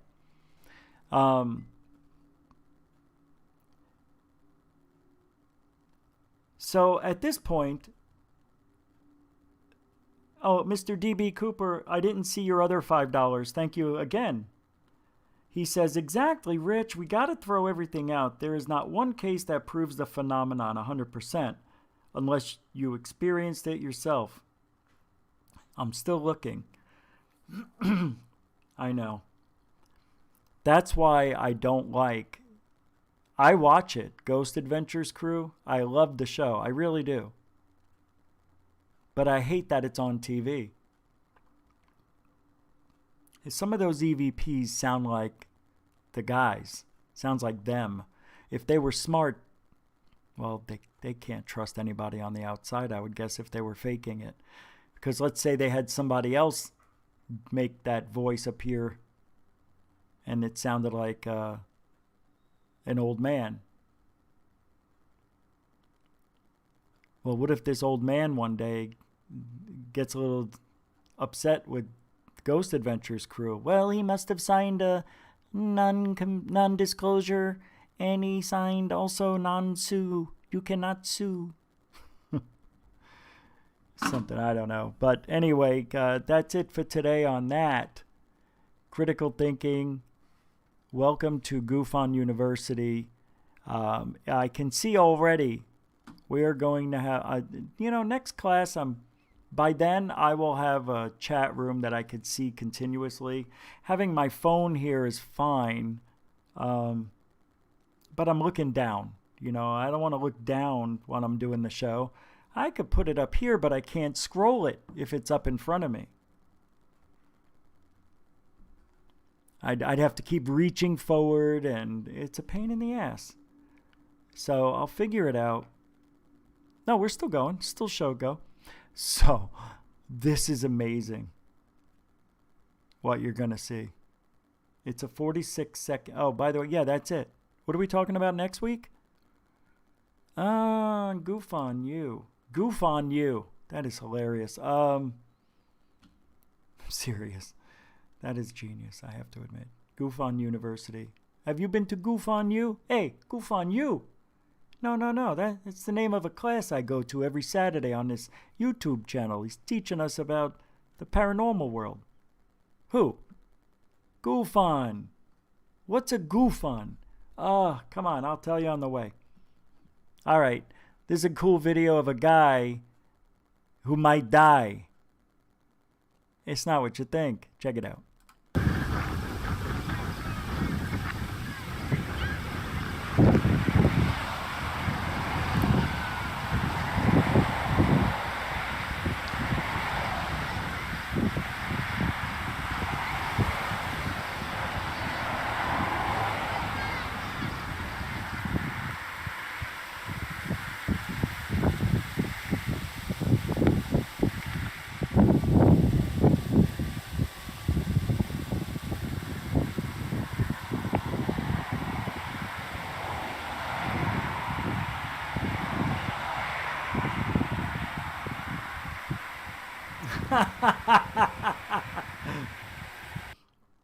I believe that's to be bullsh. See, my critical thinking tells me that ain't real, but that's really funny. That is adorable. That is so funny. Yeah, that one made me laugh a little bit. A little bit. Look, I'm sweating up a storm over here. I got the air conditioning down to a nice 76. I should be a little... Oh, the fan's not on. All right, watch this real quick. I'm going to turn the fan on. But this I've been holding on to for like a week. I don't know why. This one is called Behind the Idea of Fleet Lights. In 3, 2, 1. Hey!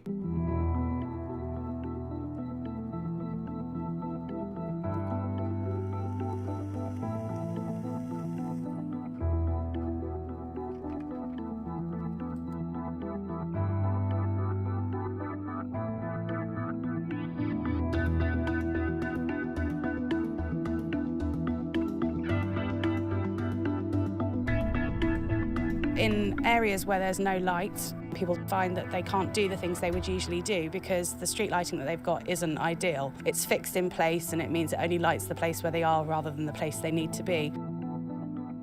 The app calls the drones to the user.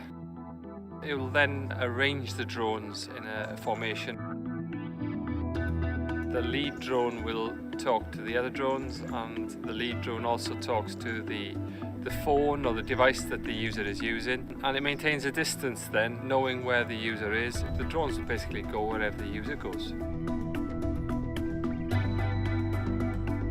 The AL250 drone light was developed as part of our Felix product line, which is aimed at photography and film and video production. It's also designed to provide a very intense and focused beam of light. And as a drone light, of course, it needs to be very efficient. It needs to be lightweight and of small size. So we've got an S650, which is a quadcopter, which is 4-motor system. And we've also got the S900, which is the 6-motor version. And these all Mavlink the drones to be controlled in a more accurate fashion. In terms of position in the air, we use a GPS system like you have on your phone, but the accuracy is only within about a metre or two. We found that wasn't accurate enough. So what we've done is we've used some new chips implementing something called RTK, which is basically a super accurate GPS, giving accuracy to within 1 or 2 centimetres as opposed to 1 or 2 metres. The software is critical in terms of how the drones fly through the air. So the old software allowed the drones to essentially follow behind the user, whereas the new software needed to, in terms of lighting the path in front, needed to be ahead. So one change to the software was the positioning of the drones ahead of the user so that they light the way in which they're travelling. Fleet Lights is very exciting for us as a brand. This prototype service is something of a guiding light for us. More people die on the roads in the winter months. there's a 42% increase in pedestrian casualties from the darkest months of the year compared to the lightest. So fleet lights can help to save lives and also reduce fear and uncertainty in the dark. It's a highly symbolic project for us, but we believe this is only just the beginning.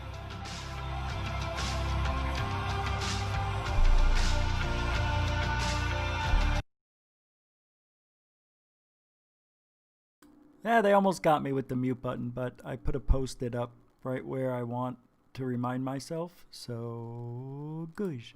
That is weird. You know, I was thinking, it seems stupid, but what if you need to get to an area that you can't drive to, or you need to do a survey, and you just didn't have time to finish, and you call the drones over, and they light up the area? That'd be cool if you were out Bigfooting and you had like 3 or 4 drones that could light up an area.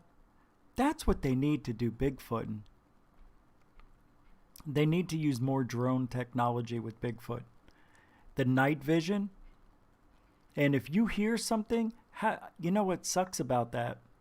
Well, you need to have a drone that can get up and going within seconds instead of having, you know, to wait for it, to log on, connect with the satellites. You need something that can just giddy up and go with a camera. So you'd have to make your own drone maybe, or get one that has night vision and FLIR, and as soon as you hear, you just send off that drone and you go straight up and you just have the camera on broad and night vision and see if anything's moving. If you see some red, boom, you fly right over it. There's no way he could outrun a drone in the forest. Bigfoot is not going to run 40 miles an hour in the forest. He may run 10 to 15, dodging, ducking, weaving, bobbing. I believe we could capture Bigfoot on camera this way. And what you do is you triangulate. You have 3 different teams, maybe a mile. They each have a drone, and they could cover, maybe there's 3 drones at each place, and they could just cover the entire. It would take a lot of money, a lot of know-how, a lot of flying ability. You need to be good at that. I don't know. I think we can still do better with Bigfoot. Maybe this technology can come in handy that way, man. Oh, yeah, last night, didn't Third Phase have a video? It was pretty, yeah, they did it. You got to see this one. Yeah, let me show you. I wasn't in it, but nobody was, just the cousins. Massive UFO lands in woman's backyard. 2020. 3, 2, go.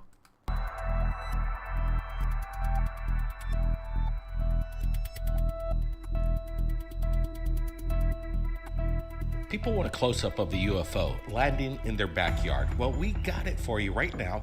Video of what looks to be what we've all dreamed of. A flying saucer landing in a backyard. Plus, we got unprecedented access to the Aviation Museum in Los Angeles. And we're going to go visit NASA's museum in Los Angeles and get more incredible videos behind the scenes. Buckle up, everybody. Let's get to it. Now, we're watching this from Mexico. Check it out. Ay, ya sé. No, qué miedo. No, qué miedo. Ya se está yendo.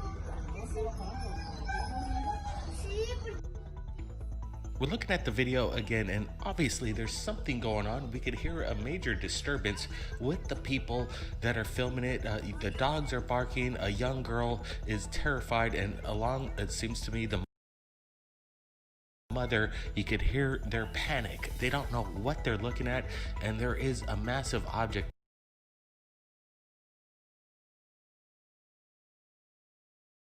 And there's also this white object here, which might be a helicopter or a drone watching whatever this is.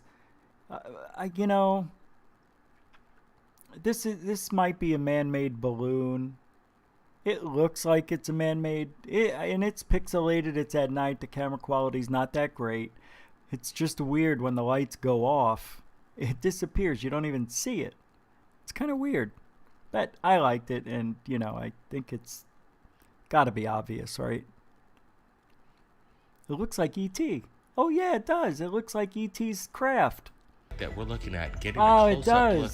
You can see whatever this craft is descending. That's what it behind is. That's E.T.'s craft. Now, look, it's gone, though. the tree line. Brett, what do you make of this? Yeah, it's crazy. This came in from UFO Alien Santana. Thanks for the heads up and the link to this. We haven't confirmed who the actual person that filmed this, but man, what they're seeing is incredible. What is it? Is it some sort of helium balloon prop? But looking at this thing, it's quite massive. And look at that. It goes behind the trees. The LED lights kind of throw me off. What's with the colors of this thing? Yep, exactly. It does have that digital LED look. It doesn't look alien in origin, if you ask me, with the LED lights. But Or then again, is it not? Is it multiple crafts? It might be boosting people up or getting.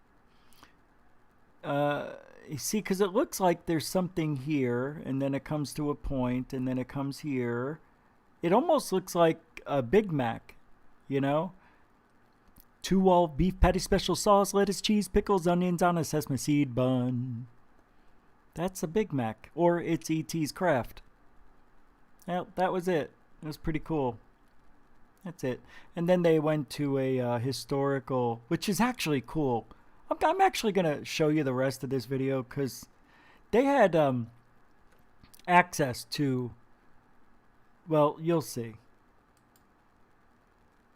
It's a... And we were able to get unprecedented access within. Things were... This was before COVID, and they gave them exclusive access to this place. They let them walk around and have access to everything. Shut down, and we were working on something, and some of this, what you're about to see, is behind the scenes of a project that we're working closely with the museum and involvement with extraterrestrial possible involvement or encounters with astronauts. And we're looking at some things that I haven't Hey, seen what's up, Third myself Face? with my own eyes, and it was incredible to be there. Brent's getting all the shots, and we're pretty excited to be on location and get unprecedented access of some of these shots. Like right now, we're looking at it. This looks like we're on Mars, but this is their kind of prop setup. And do you believe, Brent, that That's they could have unbelievable. easily faked a NASA landing on Mars, and we never left our planet? Yeah, Because it take a look at certainly- that. It looks like we're on Mars, Brent. I had my full access to this. I got close up. I was creating this kind of look. I felt like I was on a You got to be kidding. Look at the light socket. big movie set. And then, yes, it could be. Look at the shots I'm getting. Oh, my This could be God. almost manipulated to think that this was actually on Mars. But you'll see in the picture that it's revealed that it's a prop setup. Absolutely, but you never know. NASA never a straight answer because this little prop that they set up. Is this? This isn't really how it looks on Mars, right? I mean, it's paper mache. Who do they have set this up? It's a school project. You could easily. No, that's mimic cool. I think that it's a you were on replica of Mars. the Viking that Yeah. landed on Mars. Yeah, you're actually. right. Sure. You're right, Brent. Yep. It's pretty cool to be there on the set, There to it see is. it all. There it is. You see that? The peak of the Yep. top screen there. Now take a look at Mission Control. Wow, Yeah, they it was were really cool. We inside. were able to get these shots. Nobody was around, and they just kind of let us do our thing. And we're like, okay, this is going to work very well with our documentary This is that we're unbelievable. working on. So what you're looking at are some just B-roll shots behind the scenes of some of the shots that we were going to incorporate. But again, things got shut down. But we are working on a documentary that's going to be coming out real soon. You know about our Dr. Stephen Greer interview and documentary that we're going to be sharing very soon. We're going to have some information on that very shortly. But to be here on location of again another Wow. mock-up Mission Control is really neat. It definitely makes you wonder. And what was great, because I just watched the Netflix series about the Challenger. Oh, And that's right. I got to watch that today. I forgot. Now we're showing you some video of the Endeavor, and to see this in person with your own eyes, to see how massive this craft is, and to just even imagine that this thing... Hey, is that the actual one, or is this a replica? ...has been in outer space, and it was moving... I guess it is real. ...over 17,000 miles an hour. The thing is incredible to behold. It's amazing. You could see the comparisons. People... What's up, Walter? In awe. You could see people when they hey, enter Jack the Torrance. room, they kind of come to tears at moments. They're just in awe, and it's pretty cool. inspiring that our engineering and Thank you. our American, United States built this thing. So this is the actual Endeavor. How did these are... Look, even if they just took off in this thing, that's brave. That is so... I mean, they are heroes in a way, right? Doing this shit. It's one and done, man. It could be one and done or one and gone. We've had 2 shuttles. Forget it. This is beautiful, really. It's beautiful, and it looks fake. I can't believe this is our technology. It's amazing. Yeah, it was the first piloted spacecraft that could actually re-enter back to Earth. Quite stunning, and yeah, it was kind of mind-blowing to see the scale of this thing. I didn't think it'd be so large, and just to get that close up to it and see how big it was, it almost felt like Titanic. It was huge. It took my breath away. But then it also looked like, to me, I just kept saying to myself, this thing is in outer space. It almost looks like a movie prop. It's so bizarre how massive this is, how many tons this thing weighed, and they were able to push this thing into Earth's orbit by a rocket. It's just very amazing, and to be under the belly and touch the underbelly of it was fascinating. It's bizarre, and it's a really neat experience, and we were lucky enough to get very close to the Endeavour space shuttle, as well as unprecedented access to the Aviation Museum about 10 miles away from this location, and we got in there. We had the private tour. Nobody was there. You're going to see things that people haven't ever seen, behind the scene access, and we also talk about some UFO encounters with these antique airplanes. Check it out, everybody. Thanks, DB. $5 super chat. Very nice. Thank you, sir. We have exclusive access to the McDonnell Douglas Museum in Santa Monica. Oh, this is We're going to awesome. be exploring mysteries of aviation and aerial phenomenon. We're also going to be looking into what is going on in the Bermuda Triangle, but let's get to this. The Foo Fighter. It was used by Allied aircraft pilots in World War II to describe various UFOs, or mysterious aerial phenomenon seen in the skies over both the European and Pacific theaters of operations, formerly reported from November 1944 and onwards. Witnesses often assumed that the Foo Fighters were secret weapons employed by the enemy. Well, in most cases, in my opinion, they were neither deployed by the enemy, but were deployed by something otherworldly. What's your thoughts? Most of the UFO sightings during World War II, known as the Foo Fighters, were thought by the Allies also to be prototype enemy aircraft designed to harass Allied aircraft through electromagnetic disruption, a technology similar to today's electromagnetic impulse, the EMP weapons. See, for those of you who don't know, the Foo Fighters were those bright orbs of light, and they would fly right alongside or right at these airplanes in World War II. And each of the, we thought it was the Germans thought it was us, and so on. Nobody knew what these bright lights were that were disrupting their craft or playing chicken with them. That must have been wild stuff.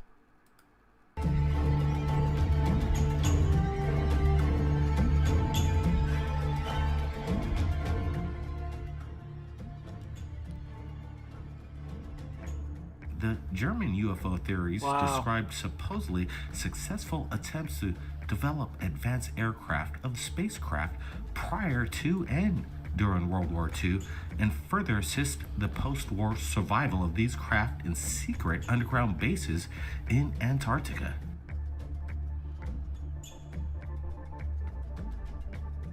What are the secrets that McDonnell Douglas isn't telling us?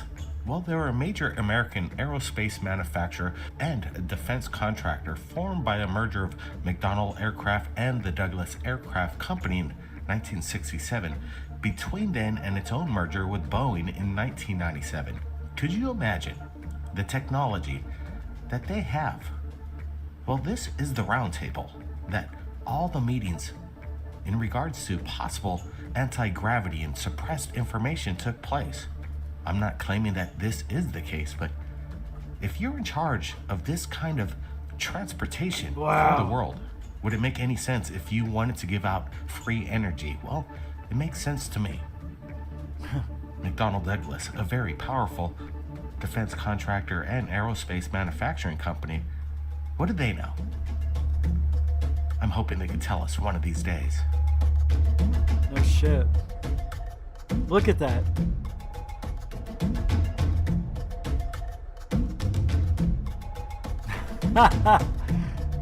Hey, I see some J.J. Abrams coming through there. This kid's got talent.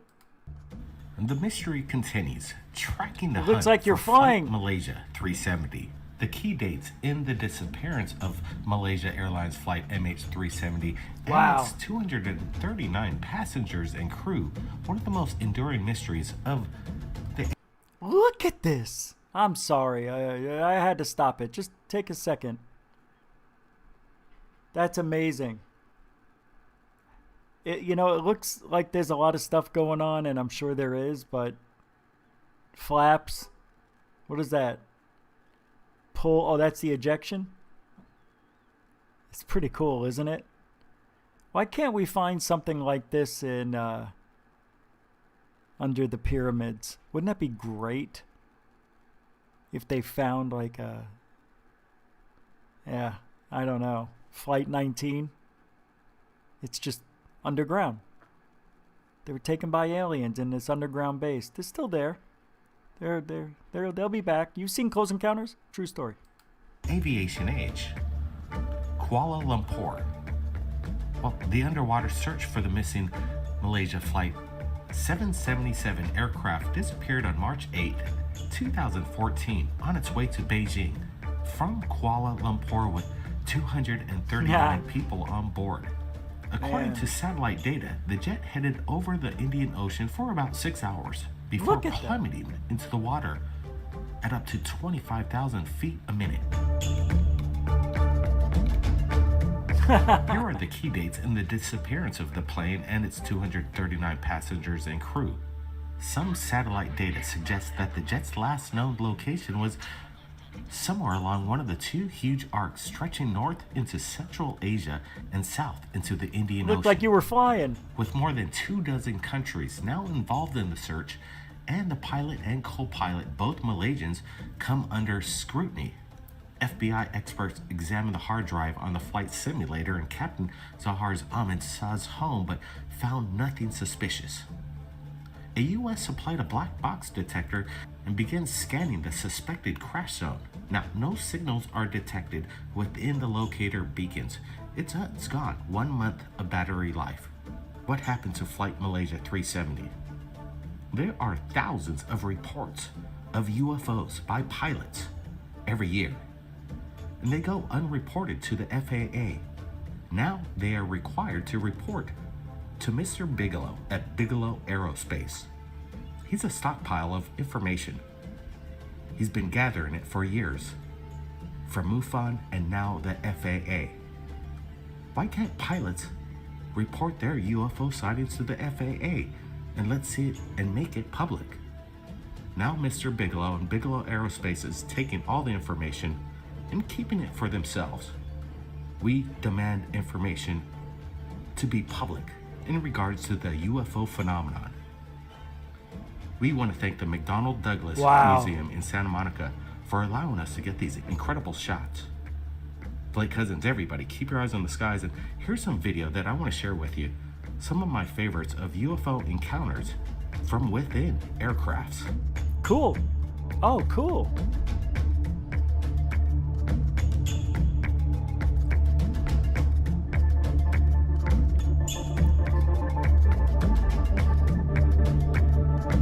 I've never seen this one. Wow. Oh, maybe that's down on the ocean floor? Not the ocean floor, but... No, that looks like it's up there. Wow.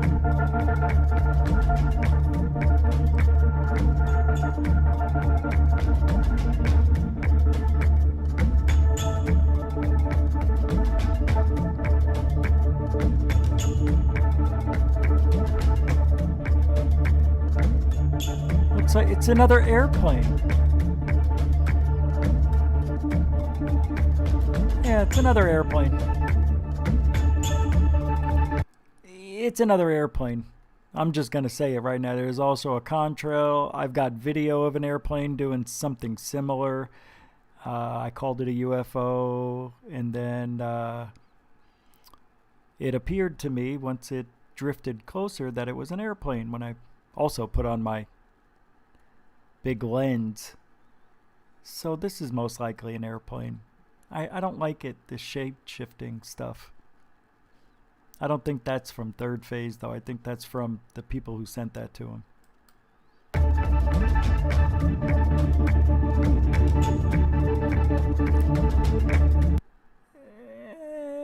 What if I'm wrong?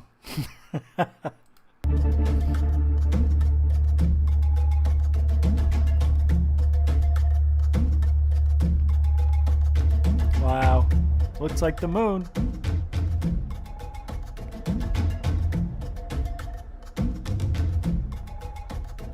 No.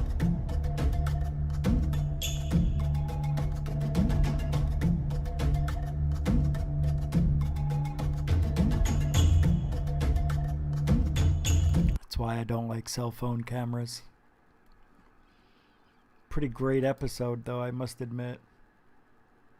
What is this? Commercial pilots can't believe what they witness over LAX? Third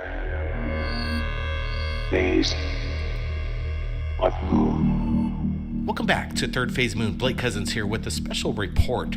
What just happened at about 3,000 feet over Philadelphia? We've got incredible footage from inside an airliner. And then we're going to go to LAX, where pilots have their own close encounter with the so-called jetpack man. Oh, okay. Yeah, we watched this. All right. Yeah, we watched this one. Jetpack Man was great. God, I love Jetpack Guy. All right, so I forgot to put this in the class tonight. I'll just talk about it now. Just to add on the things we talked about today. Hold on, let me get... I got it. Whoa, something just happened. Okay, you guys are there. All right, I'm going to look over to the left, so I'm just going to... I'll show you what I'm doing. So... looking for UFOs, try these techniques to prepare for a close encounter. Now, I don't like Lee Spiegel, so we may disagree a lot with what he thinks you need. So you think you can just waltz into an open field tonight and little green men are going to come to you, huh? You're wrong. In fact, you need the right tools to capture UFOs, whether alien in nature or not, if you want anyone to actually believe your epic story. Luckily, HuffPost Weird News has compiled that list for you. Here's what you need on your UFO hunt tonight. Warm clothing, depending on your location. Obviously, this was made in the winter. A good pair of binoculars, as opposed to what? The ones with cracks and grease on the lenses? Idiots. A good, reliable camera, duh, he says, capable of actually capturing night images. Why do you have to put a good? We know we need a good camera. Fellow eyewitnesses and some snacks. You see, why do you got to be a dick, Lee? You got to be a little cute guy. But Richie's right. You're going to be out there all night. You want food. Come on. He's playing it off like it's some bullshit thing. The way he's writing it, duh. Information from a database that can guide you to possible UFO hangouts. Well, you don't need a tripod. Forget about the tripod. He said you don't need one. Forget about it. You see? You see? You see? The database may be the best thing you could consult if you want any heads up on where UFOs are most often seen. Yeah, I'm going to drive to, I don't know, Texacali. I'm going to go to Peru, Brazil. I don't know. Maybe I'll go to Mexico, like central Mexico, Mexico City. They got a lot of UFOs over there and Mayans too. What? According to the website IT World, there are several database sites used by UFO seekers to help triangulate possible hotbeds of activity of unidentified flying objects. It's not unusual to find locations where eyewitnesses claim to see UFOs several days or nights in a row.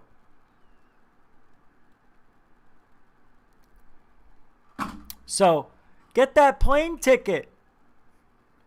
It's only going to be a couple thou. Just for one night. Round trip ticket. You're probably going to have to rent a car. You're going to have to eat. Dumb. I already told you what you need. What did I say? Did anybody remember? No. Nobody remembers. What are you guys talking about? Huh? I was going to the time Southern California. Looked, and Grandma Rose out for a walk and sat down on the closest bench. They flew directly over our heads. What's going on? Somebody had a UFO sighting. FAP, FAP, FAP, FAP. What's that? Yeah, we got to move on. You're right. All right.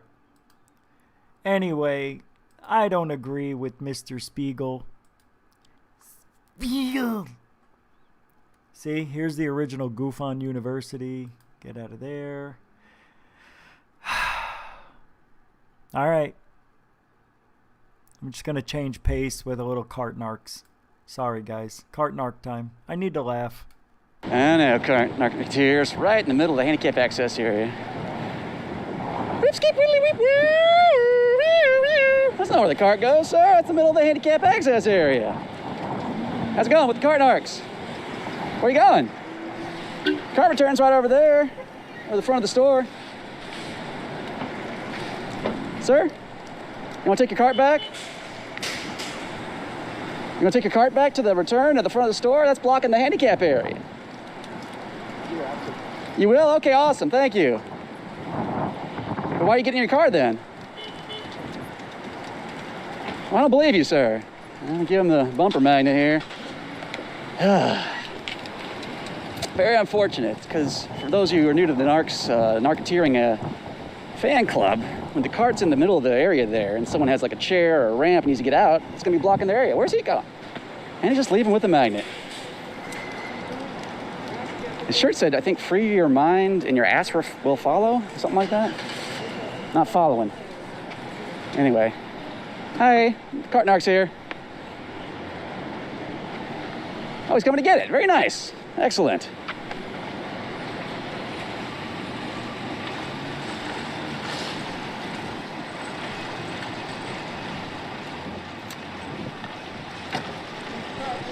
Appreciate that, sir. Thanks a lot. Oh, she's gonna use it? Okay, never mind. Thanks, sir. Appreciate it. Awesome. Oh, yeah, that's a cart narc's bumper magnet. It has our hotline number on it. You can give us a call, talk about how to think about other people more in the future and be more responsible. But since she's taking care of it for you, you can. I'll take it back if you want me to. Next time in the future. Yes, sir. Don't put nothing on my car without my permission. But, okay? sir, you left the cart out without anybody's permission. Did you hear what I just said? Well, yeah. Did you hear what I said, though? Do you own that cart? The cart? No, I'm the cart narcs. We narc out people that don't take the carts back. That's our job. You know, they have people that here that takes carts back. Right, but but they're not following you every step you take. It's just going to be sitting there until they show up. And what if somebody with a handicap They needs? get paid for that. That's Right. why they have a job. I understand that, sir. And that's not a handicapped space. But that's why is it marked off, sir? So people with chairs and stuff can get out. They need that that's space. handicapped. Right, but why is that space marked off next to it? You know, I'm gonna be honest with you. Yes, sir. If this is your job, It is. It's ridiculous. Do you work for Jules? No, sir. We tour the whole country, sir, and make sure that we spread justice and our righteous cause everywhere. But anyway, back to the handicap spots. So they line that area off so that it's free and clear, so people who have chairs or ramps can use that area. But if there's a cart sitting there, then obviously that makes it much harder on them. Yeah. Hi, I'm the cart narc, Agent Sebastian here, and I'm trying to explain this. You can give me your name if you like to. No, not, sir. It's up to you. The premise behind why we don't put our carts in the handicap area like this gentleman did. So I'm glad you learned your lesson. Hopefully you won't do it again. But that's what we're here for, is to politely ask folks to just do the right thing and pick up after themselves. You take it upon yourself to put something on my car. Oh, yeah, what we have is we have these bumper magnets. Say I don't return my shopping cart like a jerk, and it has our hotline number on it.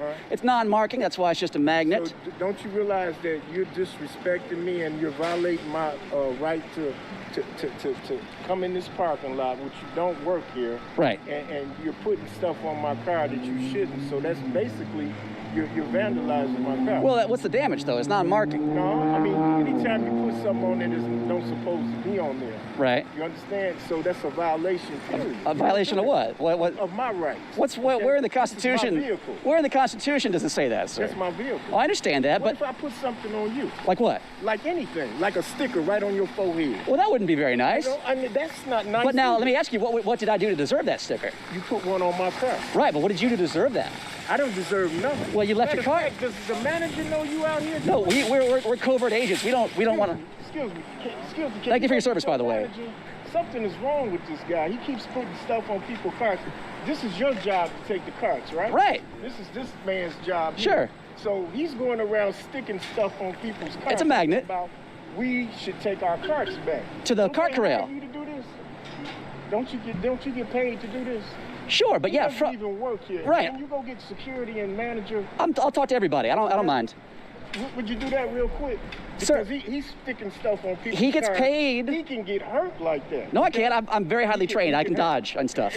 Okay. But sir, he's paid to get it from the cart return. You don't want people leaving it all willy-nilly like you did. So and now if you just said, hey, you know what, I'm sorry, you're right, I'll do better in the future, this could have been over 5 minutes ago. It is finna be over. What do you mean? It's finna be over. Okay, good. You mean you're gonna learn your lesson and move on? Yeah. Excellent. I'm glad to hear that. You gotta hear that? Okay. See, that's what we're here for. So we both need to learn a lesson. What's my lesson? Your lesson is that you don't come around, I don't care, especially if you don't work here. I could see if you work here, but you don't work here. Well, we're secret agents. Secret agent? It means we can pop up anywhere at any time. So who do you work for? I work for the cart narcs. We're a public service. You know, like the people like they're keeping the highways clean or whatever. Like this mile adopted by some organization. I've never heard of no shit like this. Well, that's what we're here to do, is to spread awareness about carts and cart-related accidents. Oh my God! Okay. He looks like he could be security. I like that shirt, dude. Captain America, very nice. Thanks. All right, well, we both learned our lesson, so I'm gonna take off. Appreciate it, sir. Again, So you're not gonna stick around? What's there to talk about? So this manager can tell you not to come out here and do this? Well, they can if they want, but I'd rather move along to the next area. What are you doing? I mean, sticking stuff. Are you? I'll see you later. Bye. Cart narcs out. Would you call the police? In a way, that guy's right. Right? That was one of the few times that I actually thought that the guy was right. The way he talked, he didn't get angry. He was upset, but he didn't overdo it and say, I was wrong. He admitted he was wrong and he'll do better next time. But to put a magnet on somebody's car can get this guy hurt. Just like you said in the chat, if this was in the South, he wouldn't be talking to anybody. He does go all over the country, though. I think the Western Hemisphere. That was probably one of the best cart narcs I've ever seen. That guy was like, I can't even do it. I don't remember what he said, but he's like, are you serious? Do you work here? No. There's something wrong with this guy. That was fun.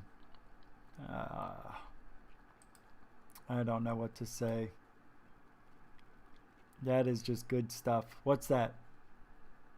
Tomorrow? Well, we are done tonight. So I want to thank everybody who hung out with GUFON, took the GUFON course today. I know it was a little bit long, but I hope we learned a little bit. Even if you just learned a little bit, it's better than nothing. It's hard to teach critical thinking. It's hard to teach it because you either have it or you don't. So, and the people who don't have it don't know they don't have it. It's a funny thing, critical thinking. Well, experience plays a big part. Life experience and things like that. But critical thinking, at least you can logically talk about what you might have seen or might not. Anyway, thank you super chatters, thank you moderators, and thank you veterans, and thank you newcomers. GUFON will return. Probably tomorrow. I don't know what I'm gonna do. That's the way it goes around here on the weekends. So tomorrow, Sunday, there's football. All right. Thank you. Thank Third Phase. Thank you, everybody. If you ain't looking up, you ain't looking out. See you guys on the flip side.